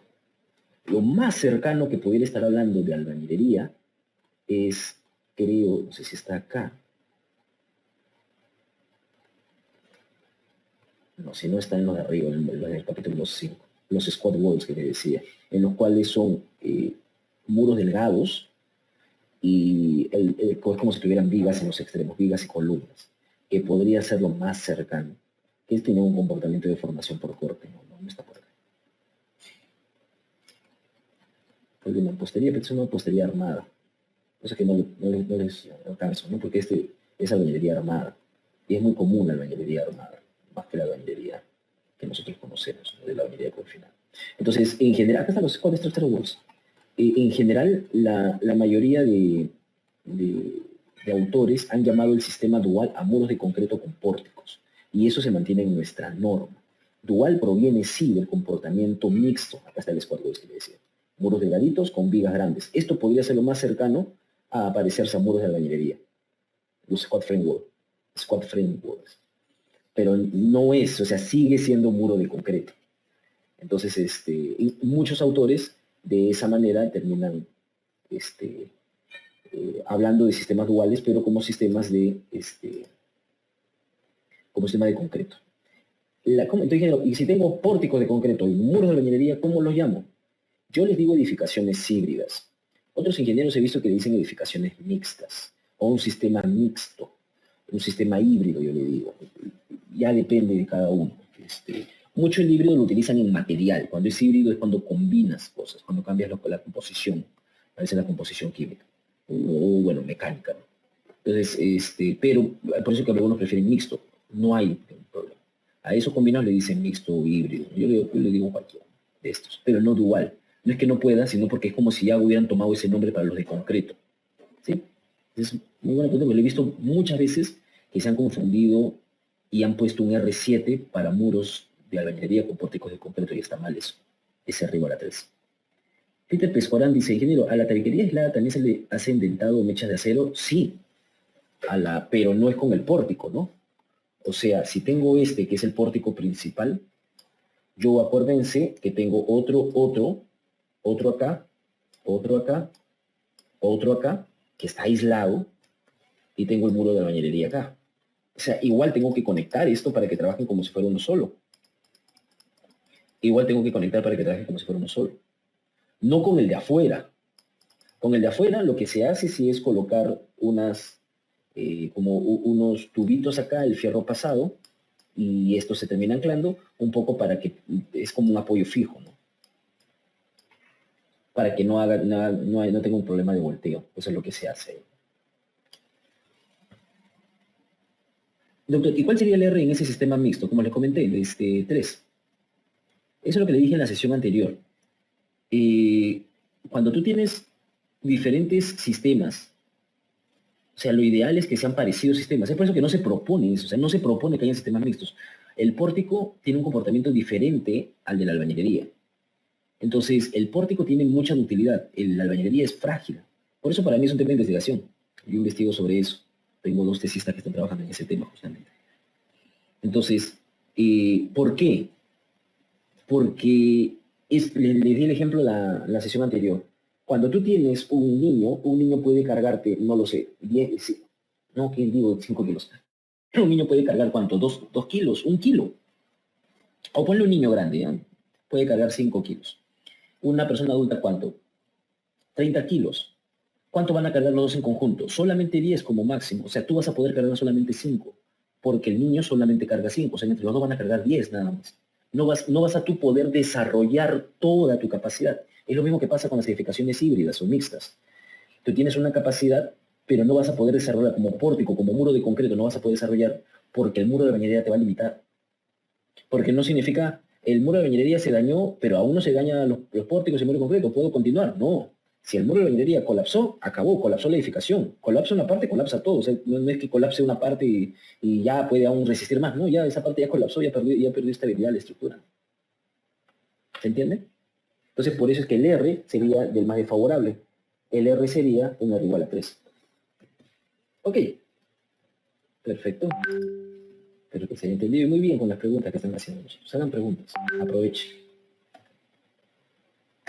Ok, acá les voy a dejar una pequeña tareita para ustedes nuevamente. Ya les voy a varias tareas, ¿no? Dejar una tareita para que vean, para que para que vayan avanzando. No es que les voy a revisar la tarea o algo. Si quieren, me avisa, ingeniero, leí esto de acá. Hay un libro que sí les estoy alcanzando. Si mal no recuerdo, si no lo voy a alcanzar ahora. Porque ahora estoy dudando ya. Acá está. Acá está, sí está. Ese librito. Entonces, este librito les estoy alcanzando. Váyanse a la página 160. Realizar un resumen comentario del siguiente ensayo. Pero ese es para ustedes, no les voy a revisar. ¿Ya? Yo les recomiendo que lo lean y hagan un resumen y comenten sobre eso. No es que lo escriban, sino digan, ah, ya, esto es tal cosa, tal cosa, tal cosa. Yo opino que tal cosa está sucediendo. Eso les recomiendo. ¿Sí? Ese les recomiendo. Vamos, ¿sobre qué? Vamos a la página 170. La página 170 estaría por acá.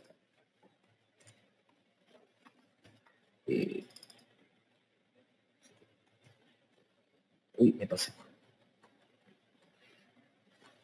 Acá está, 170. Esta es la página 170. Es ensayo pseudodinámico, experimento japonés en un edificio a escala natural. Esto es por Okamoto, Yamazaki, Kaminosono, Teshigahara y fue en Tsukuba. ¿Sí? Entonces, y Kaminosono es el que vino acá para hacer el ensayito de la vivienda. ¿Recuerda? Decía Kaminosono. Entonces, les recomiendo que lo lean para que puedan complementar todos los criterios, ¿no? que hemos aprendido en la sesión introductoria y en la sesión pasada y en la sesión de ahora, ¿no? Temas de carga monotónica, cíclica, rigidez, resistencia, ductilidad, fallas, grietas, todo esto, para que asienten los conocimientos rapidísimo, chiquito, es 1, 2, son 2 hojas para leer y una tercera hoja para ver, ¿ya? Igual les voy a comentar. ¿Sí? Este es ensayo pseudodinámico. Este es una unificación de la ingeniería armada, pero no lo hago por el tema de la ingeniería armada, sino por lo de los conceptos, ¿no? Entonces, este de acá es el resultado del ensayo a cargas cíclicas, ¿no? El resultado del ensayo a cargas cíclicas. Y este de color rojito que coloco por acá es el envolvente. Este de color rojito que pongo por acá es el envolvente. Este que pongo por acá es el envolvente. Entonces, cada uno de estos son los lazos histeréticos. Esto está midiendo desplazamiento y cortante en la base, pero este desplazamiento es en la parte superior, este de acá. Y este de acá está parecido, pero este está midiendo la del primer piso, que es el de acá. Sí, esa es la del primer piso. Entonces yo tengo el desplazamiento superior, que es este, y este de acá, y ambos están con la cortante en la base. Base shear, que es cortante en la base. O sea, ambos están con la misma cortante en la base. Pero los desplazamientos son diferentes. Obviamente hay menos desplazamiento acá, obviamente hay más desplazamiento acá. Eso es lo que han hecho. Es una pequeña edificación, ¿no? Cuando van a leer ustedes cada uno de estos, se los recomiendo, como les dije, van a ver que están hablando de la resistencia en este párrafo, van a ver que están hablando de la rigidez en este párrafo, van a ver que están hablando del comportamiento inelástico en este párrafo. Me comentan si es así. ¿Sí? O dicen, no, ingeniero, también hablan de tal, o por qué, ingeniero, que lees el otro. ¿Ya? De ahí. Luego lo que van a hacer es explicarte, ahorita respondo a la pregunta de Klinsmann, luego lo que van a hacer es explicarte cómo fue el paso a paso y cómo cada uno de estos puntos fue apareciendo.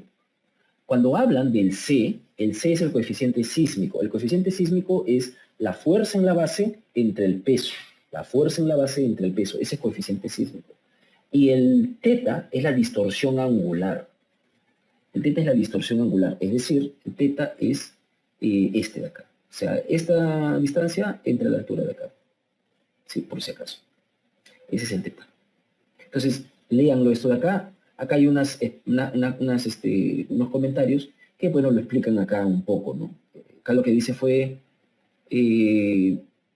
para C05 se presentaron fisuras horizontales de tracción en los muros perpendiculares. ¿Sí? Ahorita no. Sí. Disculpen. Para C05 se presentaron fisuras horizontales de tracción en los muros perpendiculares a la dirección de ensayo, por la flexión de los muros orientados en la dirección de ensayo. Eso quiere decir que en los muros perpendiculares, o sea, cuando se ensaya en esta dirección, pero se tiene fisura en este muro de acá perpendicular, bueno, en este de acá. Y es claro, porque si yo tengo este muro, que es este muro de acá, entonces en esta zona de la derecha tendré tracción y en esta zona de la izquierda tendré compresión. Entonces es por ello que este muro tuvo fisuras, es lo que dice, se presentaron fisuras horizontales de tracción en los muros perpendiculares a la dirección de ensayo, por la flexión de los muros orientados en la dirección de ensayo. Para que puedan entender esto, les he hecho esta grafiquita de acá. ¿Ya? A veces hay que tener un poco en cuenta ello. Y así hay otros más que les recomiendo que lean. Si no entienden, me avisan para poder explicarles. Con eso van a afianzar un poco más sus conocimientos que han aprendido, ¿sí? Ok, Clisman Morales indica, ingeniero, no entendí bien el dibujo del pórtico con un muro de tabiquería. ¿Siempre se hacía el relleno de pórtico? No, así debería ser. ¿Así siempre es? No, así no es. Comúnmente, creo que hay una pregunta acá que no había leído.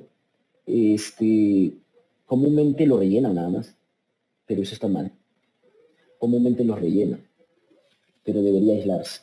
Ahora, si tú rellenas o completas sin que tenga un cierto muro, debe de ser intencionalmente. Debería de ser intencional. Por acá, el interno me dice, ingeniero, ¿y cómo afectaría anclar ese tubo en la viga? ¿Cómo afectaría en la viga para evitar el golpeo muro? ¿O casi no implicaría su efecto? No, comúnmente no implica su efecto. Comúnmente no implica su efecto. Entonces eso es más o menos lo que se termina teniendo. Estos son algunos de los tipos de muros y ladrillos. En este caso de acá, bueno, los planos tenemos que especificar todo. Esto, por ejemplo, son el ladrillo de bloques de concretos que son para la albañilería armada, ¿no? Se colocan comúnmente las varillas acá y se colocan un grout para que puedan tener. Y estos son los diferentes tipos de muros, ¿no? Este, por ejemplo, es un king kong industrial con 40% de huecos. Este es un problema que tenemos, ¿no? Es muy común encontrarse ladrillos king kong en los cuales indiquen más de 30% de vacíos. No entiendo a qué se refiere a eso. Los ladrillos king kong son ladrillos que tienen huecos verticales, que creo que los voy a mostrar por acá. Creo que están por acá, si no recuerdo. Acá está. Son huecos verticales. Pero el ladrillo que nosotros deberíamos usar, que es el permitido por la norma, es el ladrillo con menos de 30% de vacíos. Y los van a ver así, bien tupidos. El ladrillo con más de 30% de vacíos como portante no se debería usar. Y es esto de acá. Ahora, si yo les pregunto, ¿cuál es el que más han visto en el mercado, cuando han visto un ladrillo? Ustedes me dicen, pero yo siempre he visto este nunca lo he visto. Y seguramente muchos me van a decir eso, ¿no? Que siempre han visto este de acá y no han visto este de acá. Es que, lamentablemente, en el mercado comúnmente hay más de este tipo de ladrillos en donde lo puedes comprar en cualquier lugar, y esto comúnmente lo solicitan. Está mal eso. Eso ha quedado. Y lo otro es que a los dos los han llamado King Kong. A los dos los han llamado King Kong. Y ese es un problema. Ustedes lo que tienen que fijarse es que tenga por lo menos 30% de vacíos, o sea, menos del 30% de vacíos. Y estos tienen una falla más frágil, se reduce su capacidad no lineal. Acuérdense de que se busca que tenga capacidad no lineal, ¿no? O sea, capacidad de energía histerética, de disipar energía histerética, sea que disipe energía vía daño, no solamente rigidez y resistencia. Muchos comparan resistencia y rigidez. Ahí es el problema, porque te puede salir lo mismo. ¿Sí? Más adelante voy a entrar a esa página para que puedan ver un poco. Este es el ladrillo pandereta, este no se usa, no es estructural, se permite solamente hasta 2 niveles en zona 1. En zona 1 se permite hasta 2 niveles. Bueno, y la albañilería armada, que comúnmente en algunos casos te permite que parcialmente esté relleno, pero en los pisos inferiores comúnmente te indica que todos deben de estar rellenos, ¿no? En el caso de la albañilería armada. Entonces hay especificaciones que también te indican para el caso de la albañilería armada. Esto es un problema, ¿no? El tema de las tuberías que se terminan colocando en los muros. Tuberías en los muros terminan afectando a la estructura. Nosotros, para este proyecto último que le dije, nos reunimos con el sanitario y justamente él indicaba, él sabe cómo trabajo, yo lo he recomendado para el proyecto. Y de repente me dijo, oye, necesito falsas columnas, necesito tal cosa, que esto, lo otro. Y yo le digo, ya, normal, es que hay que sentarnos a ver, nos vemos con el arquitecto, ¿no? Nos sentamos y quería pasar por un lado, que quería traer una viga, con esto no, le digo, sabes que no. Entonces con el arquitecto buscamos la solución de cómo bajar ciertas tuberías. ¿Por qué? Porque la solución que uno debería de buscar es una solución de ductos. Comúnmente en las zonas donde hay cocina, lavandería, baños, deberían haber ductos para que puedan pasar por ahí. El problema es que no se deja muchas veces ductos. O sea, por la arquitectura les piden un 30% mínimo de vacíos en la planta de arquitectura. Muchos a las justas llegan a eso o los tienen tomando de alguna u otra manera. Entonces esto del tema de ductos a veces no, o mueven baños, ¿no? Y pues no sabes por dónde pasar. Deberían haber ductos y eso ayudaría a poder reducir que se tengan que pasar por los muros, ¿no? Y haga esto, ¿no? Atraviesen de esta manera. E inclusive algunos terminan atravesándolo horizontalmente, ¿no?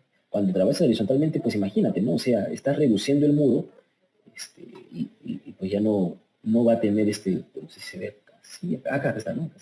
Se ve este muro, está reduciendo su espesor, ¿no? Si el espesor era ahora su espesor es este, ¿no? Es un problema el tema de las tuberías. Hay, último, en el curso anterior hubo un alumno que me dijo que había ido a no era un congreso, era un evento, creo, en el cual una empresa había dado su ponencia sobre unos tipos de ladrillos en los cuales se van a poder pasar tuberías por ahí. Yo dije, genial, porque si hay algunas que se terminan protegiéndolas, o sea, como estos de acá, que se terminan protegiendo para poder pasar por ahí, ¿no? O sea, es como que se reduce, aumenta su capacidad ahí, y con la reducción del ducto, pues termina compensándose, ¿no? Y era un nuevo tipo de ladrillo, y eran como bloquetas de ladrillo, de arcilla. Entonces, no sé si en ese momento le comenté que creo que estaba hablando para temas de tabiques, no estaba hablando para muros portantes. Entonces, hay que tener un poco de cuidado cuando sacan estos nuevos ladrillos, sistemas, productos, que no necesariamente terminan cubriendo lo que nosotros necesitamos. Ok. ¿Alguna pregunta más, muchachos? Creo que no, ¿no? Ok. Buenos días. Sí. Sí, por favor, una consulta. Sí. Sí, ingeniero, justamente mencionó el tema del ladrillo, ¿no? Por decir, el ladrillo con los 30% de vacíos generalmente no se encuentra en el mercado. O sea, siempre nos venden el otro, ¿no? Que tiene más de 30. Sí. En ese caso, ingeniero, digamos, para hacer una construcción, ¿dónde o en qué empresa se debería hacer ese pedido? ¿O cómo se trabajaría ahí? ¿O se trabajaría con el que tiene más de 30% de vacíos? No se trabaja con él, no se debe de trabajar. El tema es de que se ha hecho una costumbre trabajar con esos. Cuando tú vas y tú les preguntas a la empresa, ellos te dicen, ya, tiene que ser de la misma fábrica, ¿sabes? Sí hacemos, pero es de la misma fábrica. Creo que hasta a veces te piden cantidades mínimas. Lo que pasa es que, vuelvo a repetir, lo que han hecho es eso, acostumbrar al mercado a que sean de esos tipos. Pero eso no está permitido por la norma, lamentablemente. Ustedes como proyectistas propongan otro. Ahora, como constructor, ahí vendría el problema, ¿no? Ahí vendría el problema porque sí tendrían que buscar y, bueno, llamar a estas empresas para decirle que una cierta cantidad es lo que quieren. Alguna vez creo que ustedes fue, no sé quién fue que me preguntó, ingeniero, ¿ya han hecho ese reporte como Sismid, a las autoridades? Nosotros hacemos reporte de todo. El tema es que no le toman importancia a eso, ¿no? Se deja nada más, se queda así, ¿no? Pero nosotros no podemos hacer más, ¿no? Nosotros no podemos ir a hacer una protesta. O sea, no podemos, lamentablemente. Pero sí, ese es un problema, ¿no? La mayoría está con por lo menos más del 30% de vacío, ¿no? Ese es todo un problema. Cuando yo mandé a mis chicos a hacer, porque mis chicos del curso de bañilería, cuando estaba enseñando el curso de bañilería en la uni, antes de la pandemia, me acuerdo que les mandé justamente a conseguir, y ellos dicen, buscaron y no encontraron. Y cuando encontraron, bueno, no cuando encontraron, sino les dieron una referencia, le dijeron, tienes que irte a la misma fábrica a conseguir esos ladrillos. Y ese sí es un problema. Ok, ¿alguna pregunta más, muchachos? Continuemos entonces. La otra parte es lo de acá, ¿no? Definiciones. Albañilería mampostería, como le dije, material estructural compuesto por unidades de albañilería sentadas con mortero, unidades de albañilería apiladas, en cuyo caso son integradas con concreto líquido. La albañilería compuesta por unidades apilables también se le denomina albañilería de junta seca por carácter de mortero en las juntas. Estas unidades pueden ser hechas de tal o de concreto, ¿no? Para que tengan conocimientos, están dentro de esto de la norma, ¿no? La albañilería con final es la que nosotros vamos a hacer. Y acá les voy a poner un videito que es muy didáctico, a mí me parece, siempre lo agrando esto. Debería ponerlo aparte, porque siempre lo agrando. Lo voy a poner aparte.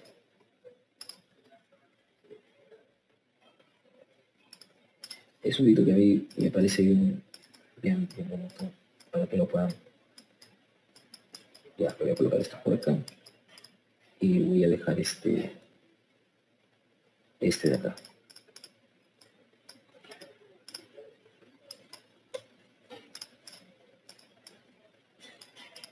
Les pongo siempre acá, por si acaso tienen el videito, tienen los enlaces. O sea, ustedes agarran y entran, le hacen clic, entran y va a aparecer, ¿no? ¿Ves? Entonces, acá les voy a poner el videíto. Bueno, ya lo voy a dejar ahí ya para que no agrandarlo siempre lo terminaba agrandando. Bueno, está ahí, directamente, ¿sí? El videíto está obviamente en YouTube y está en inglés. Pero como tenemos en la actualidad, ya podemos hacer esto ya.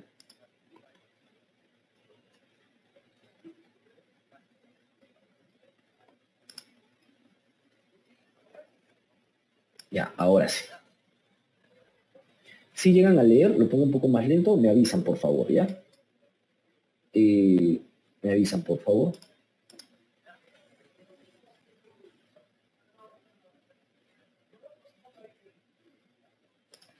Va a ser la comparación de 3 estructuras diferentes. Ya quiero que vean que esto obviamente son estructuras maquetas.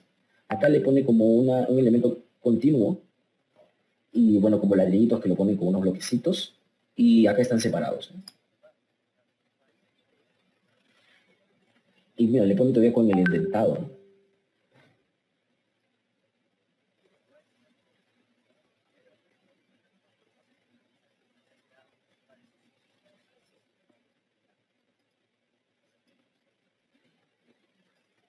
Esto es importante, que comúnmente las columnas y las vigas de confinamiento tienen menor medida.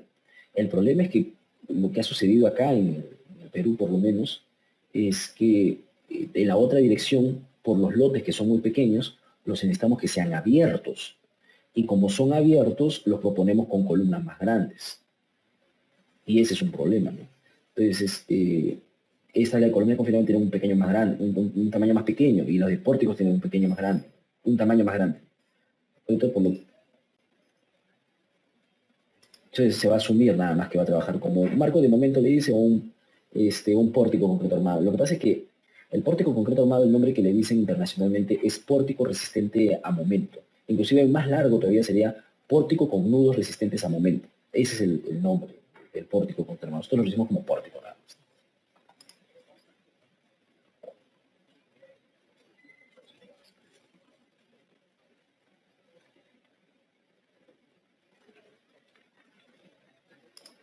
Hay algo importante ahí. El pórtico cayó primero, pero es que como ha salido del elemento de confinamiento, obviamente tiene menos capacidad. ¿Sí? Obviamente tiene menos capacidad. Pero no significa que los pórticos sean peores que los muros de bañería. Lo que pasa es que como se han cogido los columnitas de confinamiento, tienen menos resistencia, es correcto. Si uno lo diseñara, obviamente lo va a diseñar para que pueda tener la resistencia total.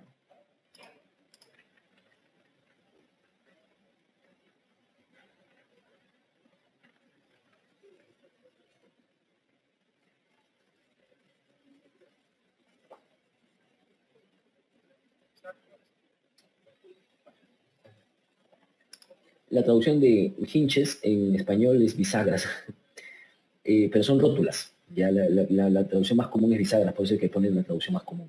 Y no está traducción por Google directamente, ¿no? Entonces empezamos a notar bisagras en el marco, las rótulas en el pórtico, y marco, bueno, pórtico de momento, el pórtico concreto, donde las demandas de fricción.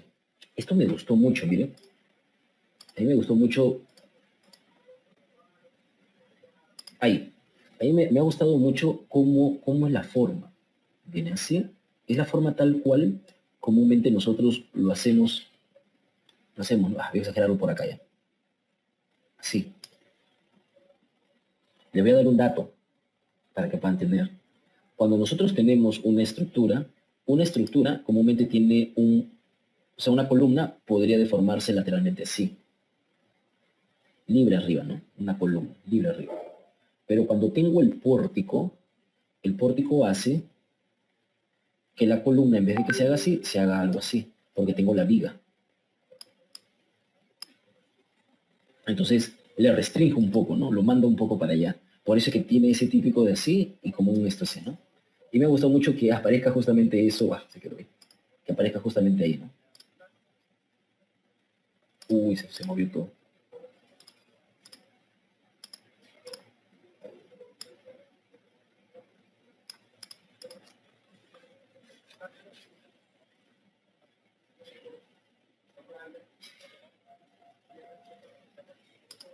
Me preguntan, ¿la viga es transversalmente rígida?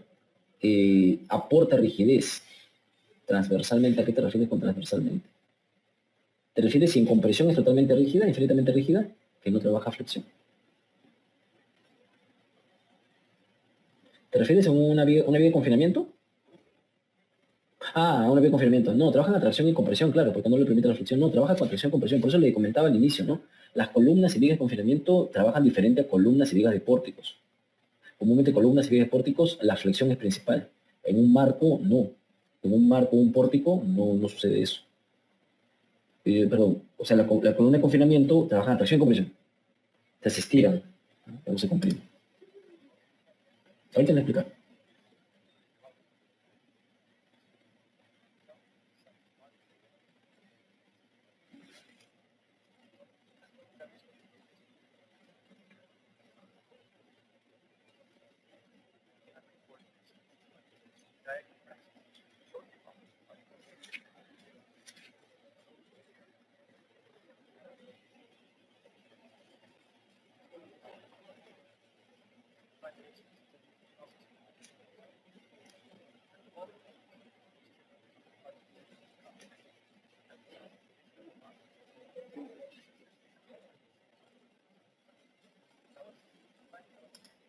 No. No. En el caso anterior, en este, vemos que se forman grietas diagonales, poco después, seguidas por la desintegración completa del muro. O sea, termina fallando. No lo hagas por el tema de que no hay mortero, o sea, ¿cómo se explico esto? Cuando nosotros tenemos un elemento y tenemos un corte en este, que es la fuerza lateral que se ha hecho vía el movimiento abajo, entonces este va a terminar produciendo lo que es un esfuerzo de atracción diagonal. ¿Sí? La forma que se ha hecho así de manera escalonada es por lo del mortero que dices. Pero la grieta va en esta dirección. Dale importancia no a la forma, dale importancia al tipo de grieta. ¿Ya? Para que entendamos, porque es una maqueta. ¿Sí? Te da importancia a la grieta. Entonces, y dale importancia a que se agrieta, ¡pum!, colapsa.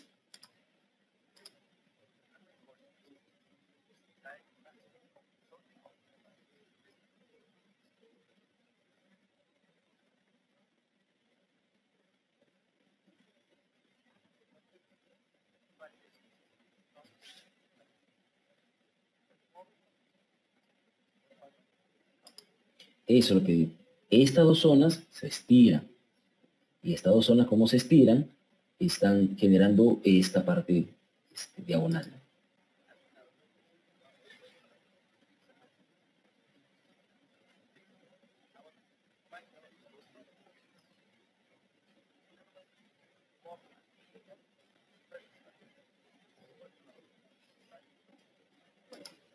Esta parte en la cual tenemos la zona de compresión es importante porque es la parte que resiste, ¿no? La parte de tracción es el modo de falla que va a tener, pero la parte de compresión es la parte que se resistiría.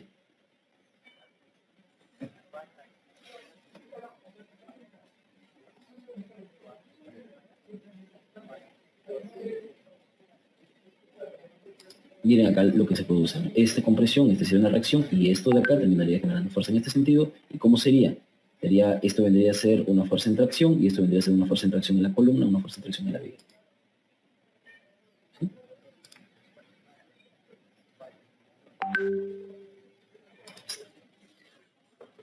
Ahora, pensé que era porque las otras esquinas se comprimen, dije.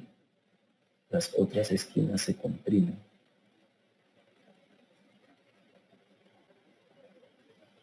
No. La grieta es por la tracción diagonal.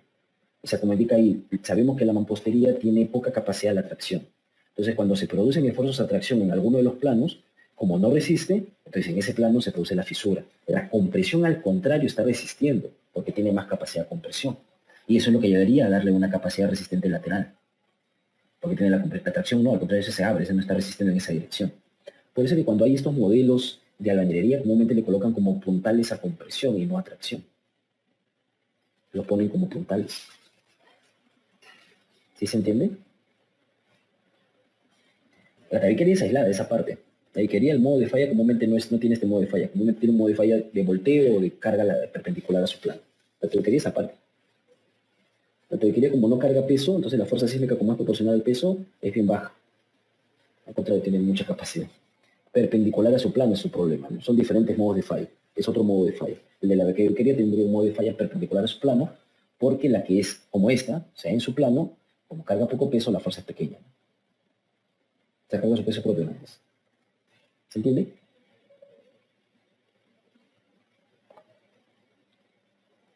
¿Mejor? ¿Los demás? ¿Los demás entienden cómo funciona un muro de albañilería confinada? Y están entendiendo de que van diferentes tipos de modos de falla, ¿no? Los diferentes modos de falla que estamos revisando, ¿no? Ya, claro, de corte directo, te refieres, ¿no? Claro. Es que este de acá, cuando se produce, también hay esfuerzos de corte directo. O sea, que en el centro podría haber un esfuerzo de corte directo. Es que eso indicaría que sería así y esto estaría por acá, sí. Pero lo mismo pasa. Este modo de falla no es el principal. El principal es el de tracción diagonal. O sea, por esta fuercita de acá se produce tracción diagonal, compresión diagonal, se produce este corte directo de cizalla, o sea, y se puede producir otros también, o sea, aplastamiento en el talón, u otros, sí. Pero el modo de falla que resalta más con esa fuercita es la de tracción diagonal, porque es la que tiene menos capacidad. Sí, así es. ¿Se entiende? ¿Ahora sí? Perfecto, muy bien. Eso ayuda para que puedan entender cualquier otro. ¿Qué pasa si tengo muros muy largos? ¿Qué pasa si tengo muros cortos? ¿Qué pasa si tengo un muro con ventana? ¿Qué pasa si tengo un muro con puerta? ¿Cómo sería? Ahí vamos a ir comentando más adelante. O mejor dicho, todos esos de ahí que acabo de decir, ¿tendrán el mismo el modo de falla de tracción diagonal? No necesariamente. Significa que la fórmula que está en la norma no sirve. De repente no representa, ¿no? Importante eso. Ok, acá les voy a poner diferentes vistas, fotos. Por favor, díganme cuál es albañilería confinada. 1, 2, 3, 4, 5, 6. Puede haber más de una opción. Díganme cuál es albañilería confinada. Puede haber más de una opción. 6, sí. Escríbanlo allí en el chat, por favor, para hacer una encuestita. 1, 2, 3, 4, 5, 6. Puede haber más de una opción. ¿Nada? ¿Nada? Allá. John Tucto dice 2, 6. Ok. ¿Alguien más? ¿Hay más? Clisman, Iván, Peter, Echa, John, Alonso, Johnny, Lorena, Brigitte. Bueno, yo ya dijo ya. Ahí está Clisman, 2, 6. Johnny dice, 2, 6, 5, dice Clisman. 5, ya. Johnny dice 2, 6. Brigitte dice 2, 6. En interno me dicen 2, 6. Ok. Lorena dice 2, 5. Entre estadística tenemos 2, bueno, el 2 casi en todos han dicho 2, sí, todos han dicho 2. Para todos el 2 es claro. La única duda que tienen creo que es entre el 5 y el 6. Hay otra en interno que dicen todos menos 1 y 6, o sea, 1 y 6 no es. Todo menos 1 y 6. Ok, digo, ¿quiénes son albañilería confinada, por supuesto? El 1. 1 no es albañilería confinada. 1 no es albañilería confinada. Esta es una estructura porticada que usa en albañilería arriostrada por columnas adicionales. La albañilería, están acá hueco todavía, hueco, colocan columnas. Hayan dejado un espacio ahí, no lo vemos, es un espacio muy pequeño, vamos a especular. Igual en la parte de arriba pareciera que hubiera por un espacio, no lo sé. Pero lo que sí vemos es que no es, ¿no? No es necesariamente. Tampoco es un infill wall, ¿no? Podría ser, pero cuando hay columnetas es raro que sea un infill wall, ¿no? El infill wall lo rellenan directamente. Entonces el 1 no es. 2, si es albañilería confinada, aunque las dimensiones de los muros son pequeñas, las dimensiones de los muros son pequeñas, lo que no se recomienda, esto deben de tener de criterio de 2 a 4 metros, mejor 3 metros. O sea, este es muro, y está confinando. Tiene un parapeto que puede generar problemas. Y tiene acá también un muro, y una columna, otra columna, y acá hay un murito muy chiquito, ¿no? O sea, tiene luces pequeñas. Entonces hay observaciones, ¿no? Se sabe venir confinada, pero hay observaciones ahí. No para que no sea venir confinada, sino porque pareciera que hay ciertas cosas que no están. No veo la viga, pero voy a asumir de que hay viga, ¿no? Voy a asumir que... 3, falta información. No lo sé. Está haciendo un parapeto, está haciendo... No lo sé. Falta información. 4, falta información. Pareciera que fuera un infill wall, porque si es una columna así todo bien hecha, pareciera que no he dejado mechas ni endentado nada, y están levantando nada más. O sea, ya han hecho ya la columna, no sé si la viga, pero están levantando. Me parecería que fuera un infibol, no una columna confinada, porque primero se hace muro y luego vacía la columna. Yo creo que no es avenida confinada. 5 no es avenida confinada. ¿Por qué no es avenida confinada? Porque son tabiques que están aislados de los pórticos, ¿no? Hay pórticos y son tabiques que están aislados. Es como este, solamente que son parapetos. Y 6 dice, sí es albañilería confinada. Este sí es albañilería confinada. Y creo que sería el de los más representativos, ¿no? El de los más representativos. Muy buena pregunta. Clisman dice, ingeniero, de las 5, ¿el último piso no es albañilería confinada? Acá tengo un muro que está confinado, que es un muro que está confinado. Sí, pero todo tiene que ser albañilería confinada y tiene que tener continuidad. Así como es todo. O sea, podría decir, hay muros confinados, pero el sistema estructural de la edificación no es albañilería confinada. Hay muros confinados, sí, es correcto, pero el sistema estructural. Me dice por acá en interno 6, pareciera que existen vacíos o huecos en el proceso constructivo. Acá, ¿no? ¿Estos de acá? Creo que te refieres, ¿estos? Posiblemente, ¿no? Un poco raro, no sé qué pudiera ser. Esa es la tubería, ingeniero. No, el de acá es la tubería. Pero estos negritos.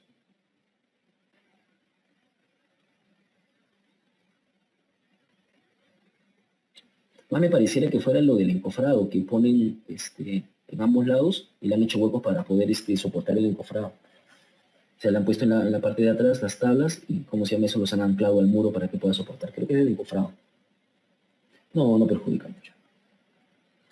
¿No tenemos ensayos de eso? No, no tenemos ensayos, pero se asume, ¿no? Creo que eso no debería. Usted no puede dar una respuesta 100% segura de esa parte, ¿no? Sí, ¿alguien más? Ingeniero, una consulta, por favor. Sí, yo. Ingeniero, en la imagen número 2, ese vano, ¿se debe arriostar también? No, o sea, el vano es el hueco, el vano no se arriosca. ¿Qué digo? El parapeto. El parapeto, para empezar, debería doblarse, dejar una junta ahí, y bueno, con viguita se le coloca, y este es el arriostre. El arriostre es la columnita, este es el arriostre. O sea, esa columnita sirve de arriostre. Arriostre es restringir desplazamiento. Ingeniero, ¿y esa columnita debe nacer, digamos, desde el acero de la losa o se puede anclar nomás perforando? No, estos de acá, bueno, depende de cómo estén. Debería de haber una viga debajo. Si está en la losa, debería de haber una doble vigueta, o sea, debería haber concreto, no debería haber los 5 centímetros. Y comúnmente los fierros se anclan. O sea, no es que se anclan que lo hace después, sino se dejan las mechas ya ancladas, hacen el vaciado y las mechas se deberían dejar ancladas. Y luego haces el murito y luego haces el vaciado de la columnita, ¿no? Dice, si es albañilería confinada, es el mejor ejemplo de todas las imágenes. Ok, muchachos, por ahora nos vamos a quedar acá, a menos que tengan alguna consulta. Por favor, consulten mucho, así como lo han estado haciendo ahora. Muy bien. Lo único que les pido, por favor, lo que les dije en introducción 1, introducción 2. Cuando vaya a hacer el audio, me escriben, ingeniero, ¿puedo activar el audio? Para no cortar cuando estoy hablando algo, ¿sí? O si les digo, ingeniero, muchachos, ¿tienen preguntas? Ahí sí pueden activar el audio también. Muchachos, ¿tienen preguntas? Activan el audio, ¿ya? Solamente eso les pido, por favor, porque a veces estoy explicando algo y activan el audio y me cortan, ¿no? Solamente por eso. Ok, muchachos, por ahora nos quedamos ahí. Por favor, sigan leyendo. Nos vemos el día viernes para poder continuar, ¿sí? Hasta luego, muchachos. Muchas gracias. Chau, chau.